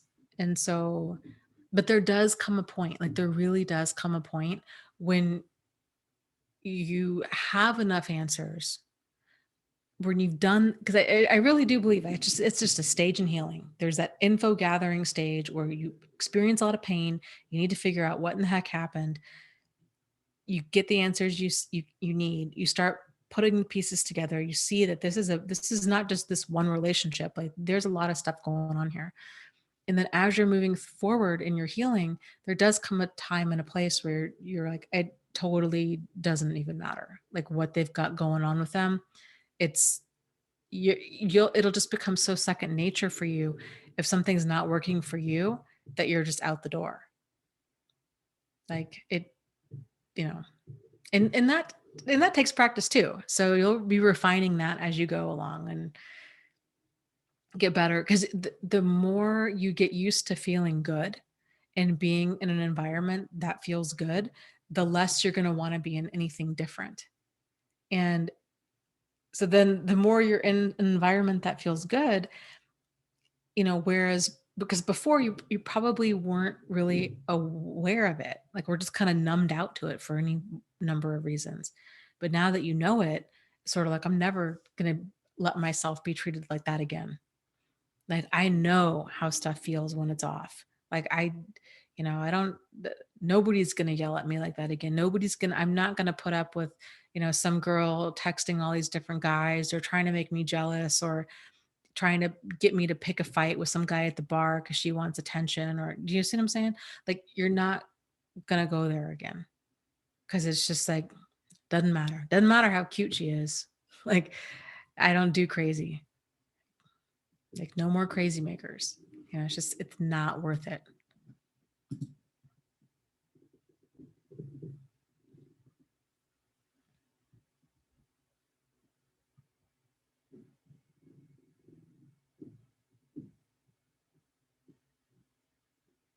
Yeah, and the dark triad. And frankly, I would say that most of the, I don't know. I guess been a few psychopaths that I've come across that I would say, I guess you kind of know, like that's dark on many different, like you just get that dark vibe. But yeah, it's the three traits. You have psychopathy, narcissism, and Machiavellianism. So you have psychopathy, which is more of, they have really altered brain chemistry. And then you have narcissism, which is more of, personality disorder stuff.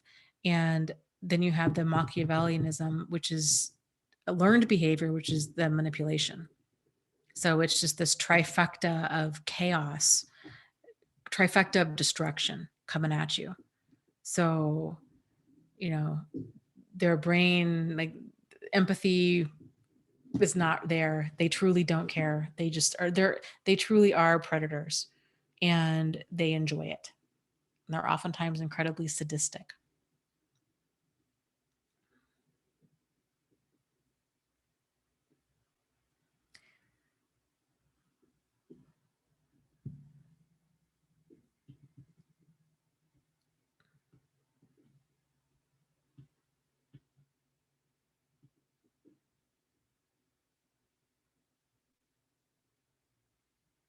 Oh, goodness.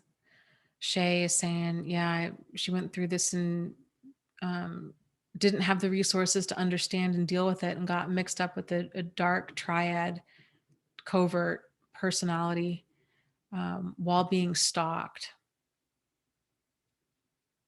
Yeah, and that's especially crazy making because if they're covert and like you really don't know what's going on, odds are you probably have that feeling of that sick feeling in your stomach of I'm in danger, like something's really off, or that it's some people describe it as like a dark energy, like you just get that vibe of like, ooh, this is not good. And but yeah, if they're really covert and it's subtle, and especially if they're charming, it's just really crazy making.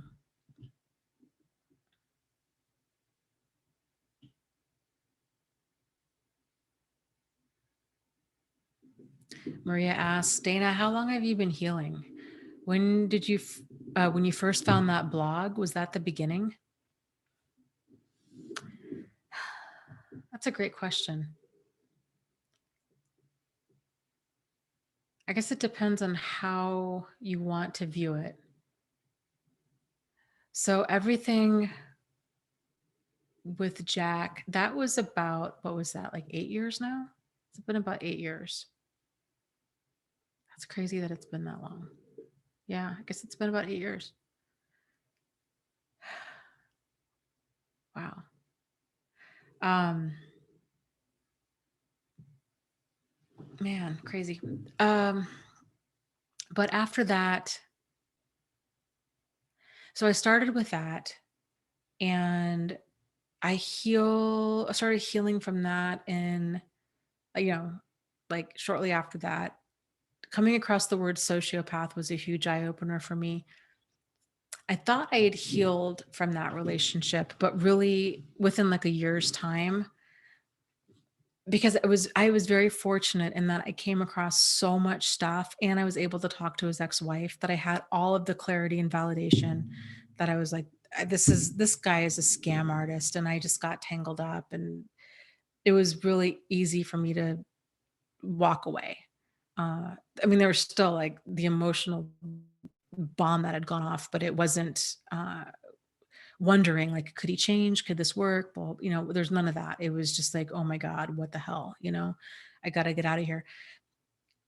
I thought I'd healed from that relationship, but hindsight being what it is, that first wave of healing was, I still had a lot of, like PTSD stuff going on. I didn't realize it at the time. Nobody told me that that was what was going on.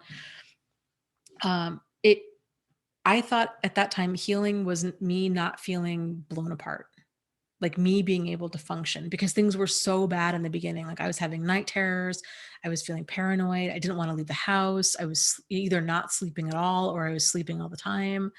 Um, I was really having a rough time, and I felt like I was losing my mind.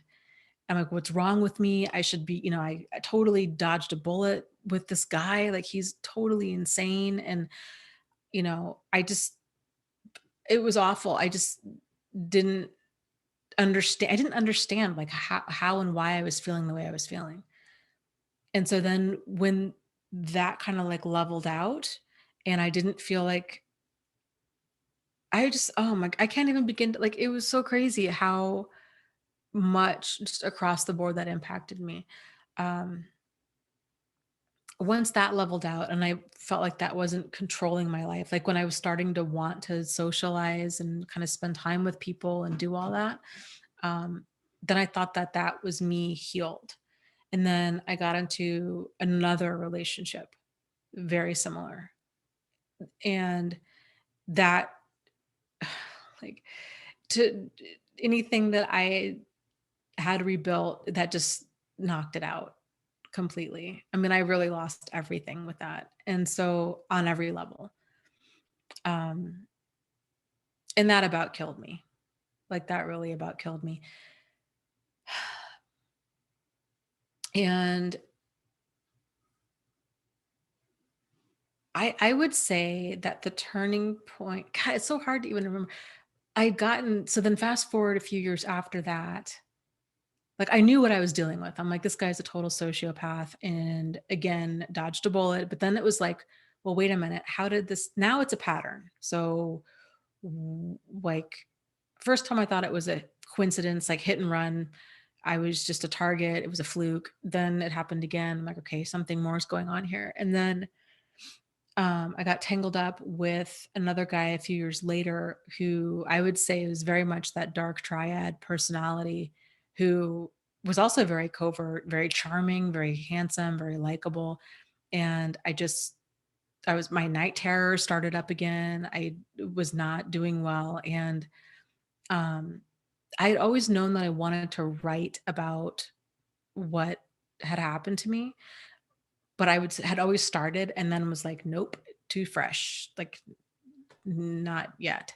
And with that last guy, um, he I had started my blog around that time. It started off as more of like a journal, just a journal, like me writing down my thoughts and trying to sort out it was the cognitive dissonance, trying to sort out, why am I so confused? It feels off, but I can't quite put a finger on it. But what if it's me? And I don't want to lose out on a great guy because I have issues. And but I feel like something's really off, but I can't pinpoint what's off. And so it must be me, and just mental anguish, like going back and forth over and over and over again, and talking to everybody about it, talking to my coworkers. A good friend at the time. I had two good friends at the time, actually, that I worked with that were therapists. And, again, we all worked with patients. A lot of them were sociopaths and, really like deep stuff. And um, I just wasn't getting clarity, and like, I don't know, it was just a mess. And so I I remember I somehow wound up kind of stumbling into a support group. And I was probably looking up stuff about sociopaths, trying to figure out, like most people, well, what am I dealing with? Is this just like a problematic person, or is it a sociopath? And really the answer is a poison by any other name kind of a thing. But it was getting into that first support group, and just the validation of, oh my God, I'm not alone. And yes, everything you're saying, yes, 1,000 times yes. And it was all these people that had gone through similar things. Um, and then I would say for probably about, I started my blog, and um, really became like obsessed with really diving into all of this stuff. Because again, like, I had this background where I'm like, I've had so much education on understanding abuse and understanding, personality disorders and all of this. And like, in my mind, it was very much compartmentalized. Like, you had abusive people, and then you had narcissists, and then you had sociopaths. And I wasn't putting it all together, that we're talking about the same personality in all of this that's driving this, but it comes out in many different ways. And so then it was sort of like, oh my God, well, no wonder, this all makes complete sense. And then just, um, I'm sure my coworkers like all thought I was nuts because I became so obsessive. I mean, I'll have to dig them up sometime. I would go on these tangents like during work and after work with these just connections that I was like making. I mean, it was just aha moment after aha moment after aha moment. And so then I began my YouTube channel, and it was just this kind of like driven by this frantic need to get this information out there. And I think the biggest turning point though was, yeah, realizing that, and I need to write it down. That one blog, Donna was there. I remember her name, Donna. Love fraud. That's what it was. Love fraud. Coming across that, and she had written somewhere on there of like that this was a kind of a necessary thing for like her spiritual growth, and that it was at that point where I was like, oh my God, really? Could something positive come out of this? Because before that, I just felt incredibly victimized multiple times, and I didn't know didn't know how or why or how to prevent it from happening again. And I definitely didn't think that anything good could come out of it. But hearing her story, which is horrific, gut-wrenching story, And then that she was able to get so much out of it gave me hope. So it hasn't been like a linear process. It's really been kind of me going through all of this stuff. You have these aha moments, like, and they come from anywhere and everywhere. Like a total stranger could say something where you're just like, that bingo, that's it. Or like that, one gal I was talking to about that, the last psycho guy that I dated. And she told me, she's like, Dana, you don't need to, you've seen this movie before. Like, you don't need to wait till the end to realize you don't like it. Like, you can get up and leave now. And so realizing that was freaking game changer. Like, I didn't realize that. I felt like I'm not giving him a fair chance, and I'm being judgmental, and all of these, I have issues. Like, it just didn't dawn on me that if a situation's uncomfortable, like, you can just leave. So there's just been so many aha moments of along the way that has really shaped my shaped my understanding of all of this and how I try to present all of this, and you know all of it.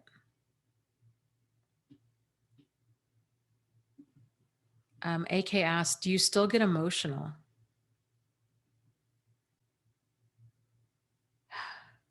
Yeah, I mean, I don't really, I guess it depends on how you mean. And I don't really get upset so much about like what's happened to me. Um, I think it was Viktor Frankl.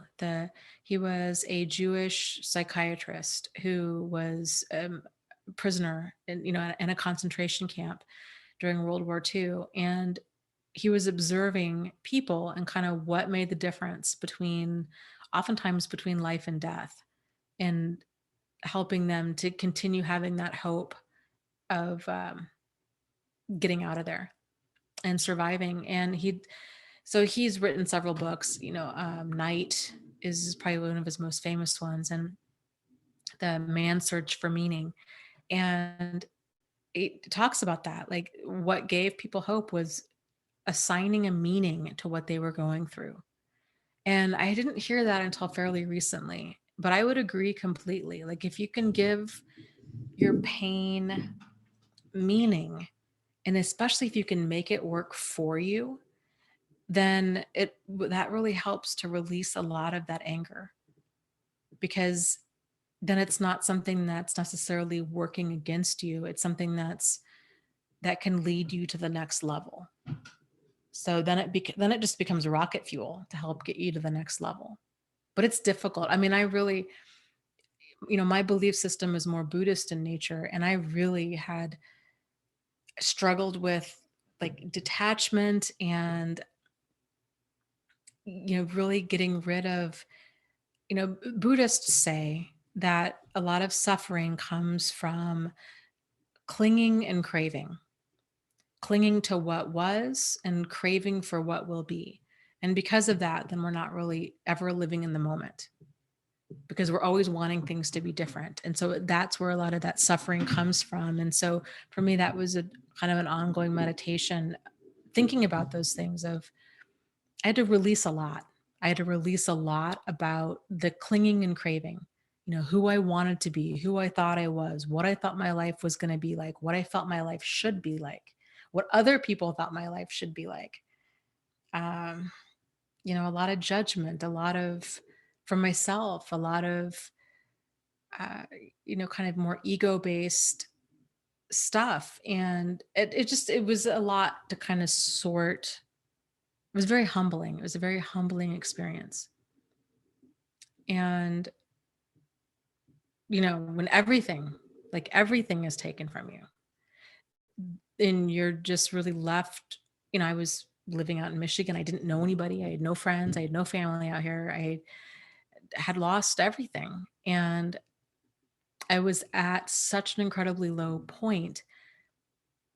But I think the of course, hindsight, right? The beauty in that at that point was like, you're just so, I guess, kind of like just real with yourself, and there's no other, just like, there's just no other distractions. Like, it was just on me trying to heal and me trying to survive and come to terms with a lot of things. And but I think the one thing that really got me through all of that was, it had always been my intention when I started working at a domestic violence shelter, and that was, 10, 12 years ago. Of I knew that I loved to do this, and um, so for me, it was just like I was able to use everything that I went through to be more of that, to be like, okay, now I really get it. Really, really, really get it. So, kind of puts your pain to work because you can you can make it have meaning, I guess.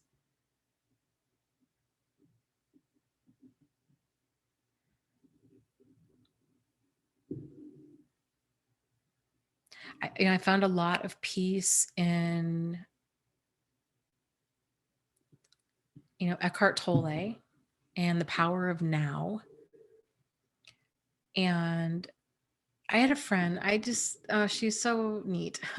I wish she didn't live so far away, but she was telling me back then she had gone through so much, like so much. And a lot of what she'd gone through was stuff her husband had put them through, but even still, like, that stuff aside, I mean, she'd gone through cancer. She's my age, she's like 40. She'd gone through cancer. Her son is autistic.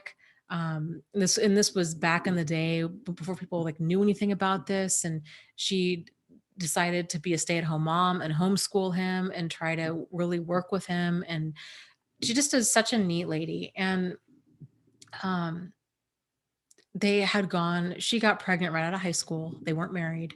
They got married. They had three amazing children.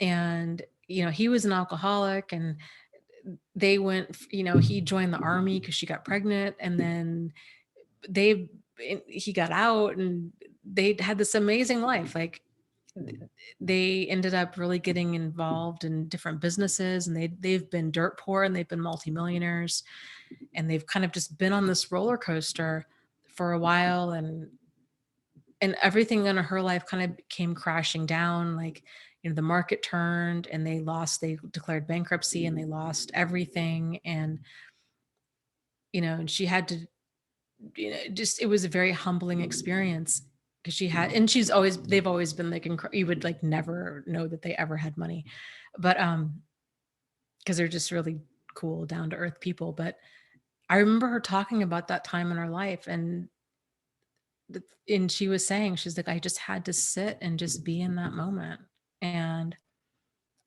kind of just like feel the mud around me, like let that mud like squish between your toes, kind of a thing, and you're just in it. And that, instead of trying to fight it and like resist it and argue with it, and it's not fair, and beg and plead and defend and argue and do all these things, to just sit and just be in it. And so I think that was helpful, like kind of hearing from her, like how she'd handled I mean, everything in their life just came to a head, and how she was able to handle it, kind of a thing. So I think the biggest thing is just knowing that life will go on. Like, you will get through this. You are getting through this every single day. Like, you're putting the pieces together. Your brain is figuring this stuff out. You're figuring this stuff out, and you're moving forward. So while it feels like that might not happen, and that you've got to have all the answers yesterday, like, you really are moving forward in all of this. Yes, I love that. Vegan Yogi says the 4 S's. I am safe, secure, stable, and satisfied right now. It brings me back to the present moment, and it helps me. Yeah.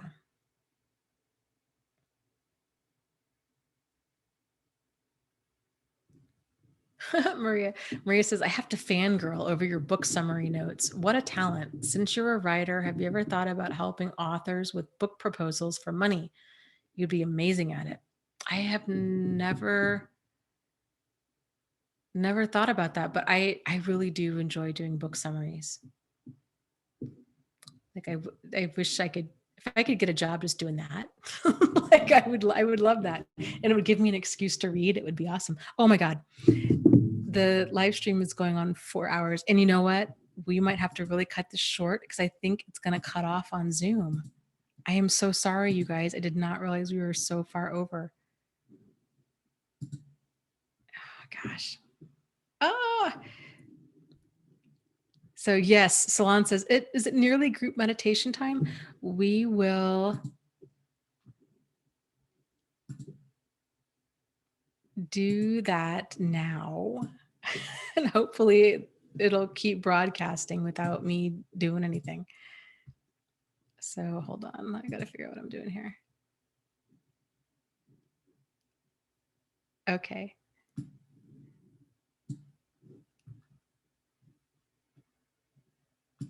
What am I? Chaos. What's going on? Okay. So people are laughing at me. Okay, guys. Yes, let's get grounded. I hope you guys have a fantastic Thanksgiving if you are signing off soon, and just be extra good for yourself. And even if you're hanging out and doing your own thing, just taking time to be thankful and grateful. There's still so much amazingness out in the world. So many things to be grateful for. A hot cup of coffee or tea, a sunrise, a sunset, animals, kittens, puppies, the internet. It's amazing. Lots and lots of hot, clean water is huge. So lots to be thankful out there. So, okay, guys. Yes, let's get grounded for a little bit and get in a good space, and then we'll call it a night. Okay. So take a moment and get comfortable, whatever that, might mean for you. If you're sitting down, let your body just kind of sink into the chair. Or if you're laying down, let your body sink into the bed. Release the tension from your forehead and your eyes and your jaw. Relaxing your eyes.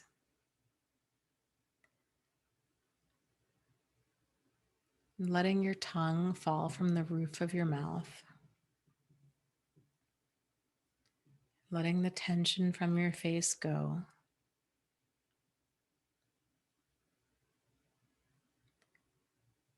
Let's take a few deep breaths. Let's breathe in through your nose.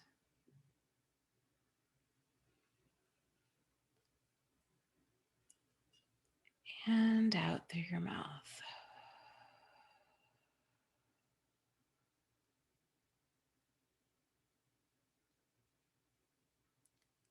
Let's do 3 more of those breaths. In through your nose.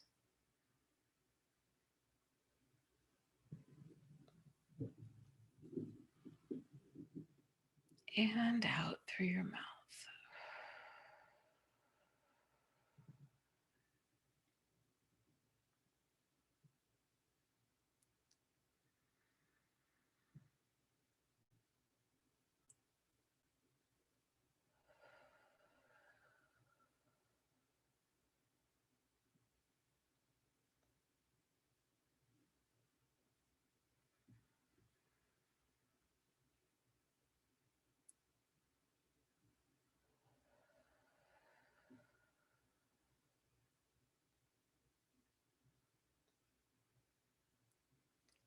Move your attention back into your neck.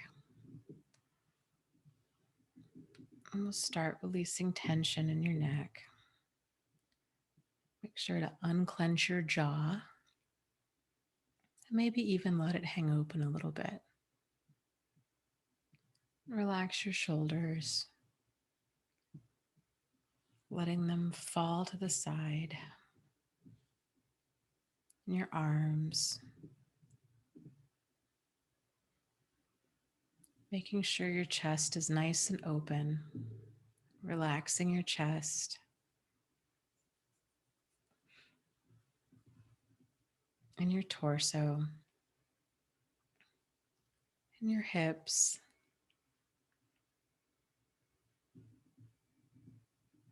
and your legs, letting your legs kind of fall in whatever way is comfortable.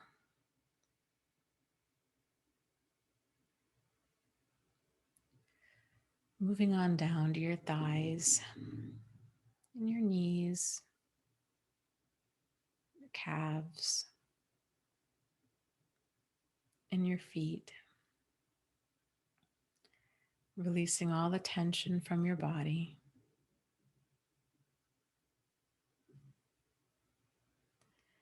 And now that you've done that, take a moment and turn inward.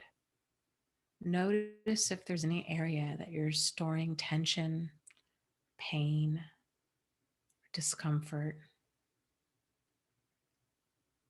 Let's do 3 breaths. And with each breath in, send that breath to those areas of tension. And as you exhale, and visualize exhaling that tension from those areas. So inhale, sending that breath to the tension, and exhale.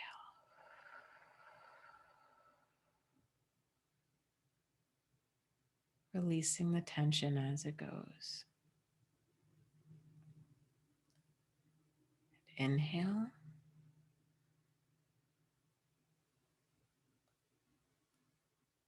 And exhale.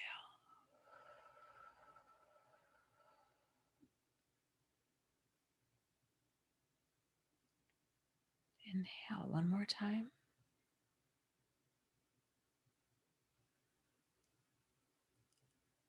And exhale.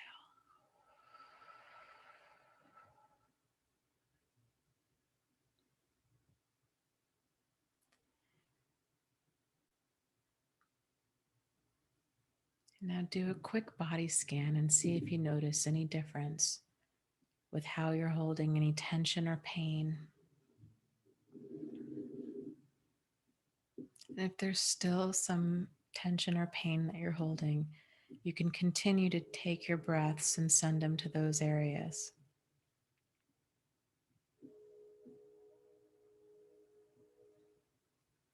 Now visualize a beautiful, healing, calming, white, silverish light.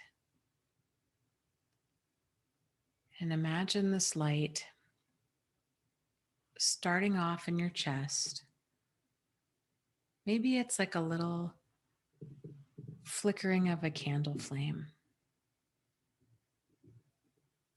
With every breath, that light grows bigger and bigger.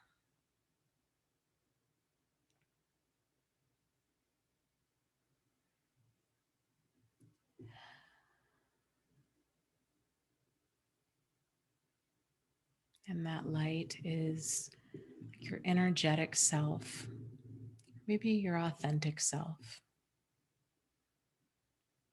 It's the core of who you are. It's everything good and right about you. Imagine this light, it's getting larger and larger. It's swirling and swishing and moving quickly in and around all of the different cells in your body. Your cells and your muscles and your bones and everything.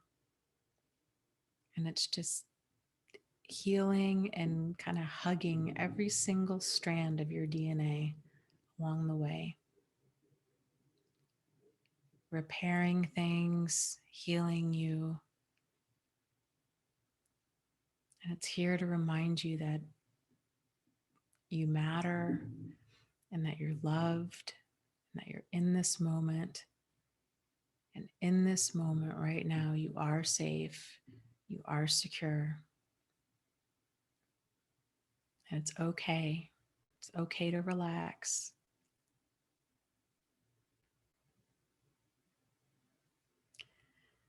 And it's okay to be here. And as that light fills up your entire body, going down your legs and your arms, into your fingers and your toes, once you've gotten to that place, visualize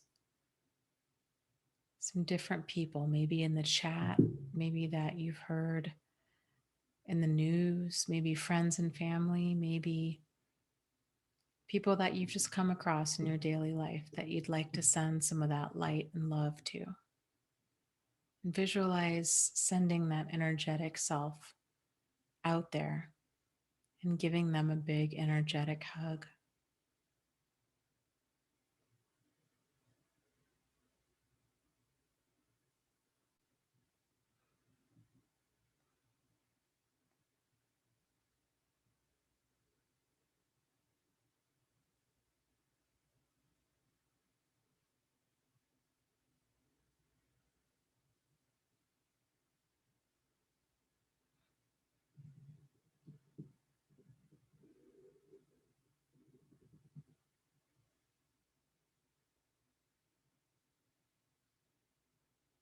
Letting them know that they are loved and they are appreciated.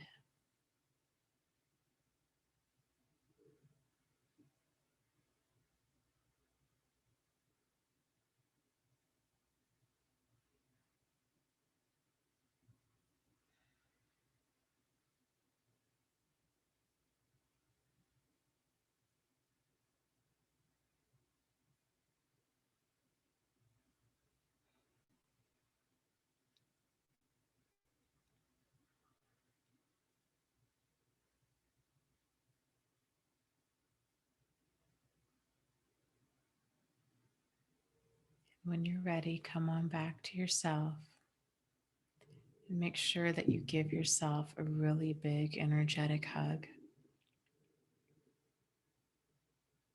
You matter.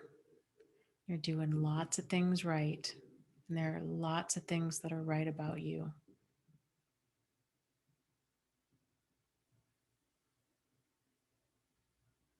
And when you're ready, go ahead and open your eyes and rejoin.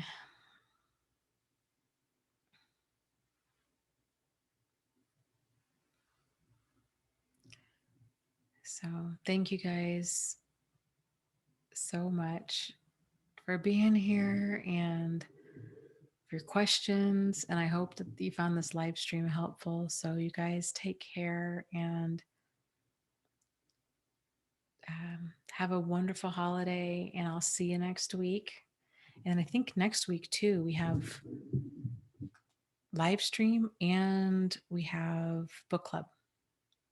So book club on Thursday at 6:30 p.m. Eastern Standard Time, and then live stream Wednesday, 8:30 p.m. Eastern Standard Time. So you guys take care. Have a wonderful week. As always, lots of love to you. You are not alone. You are not crazy, and you really can move forward and heal from this. So take care. Good night.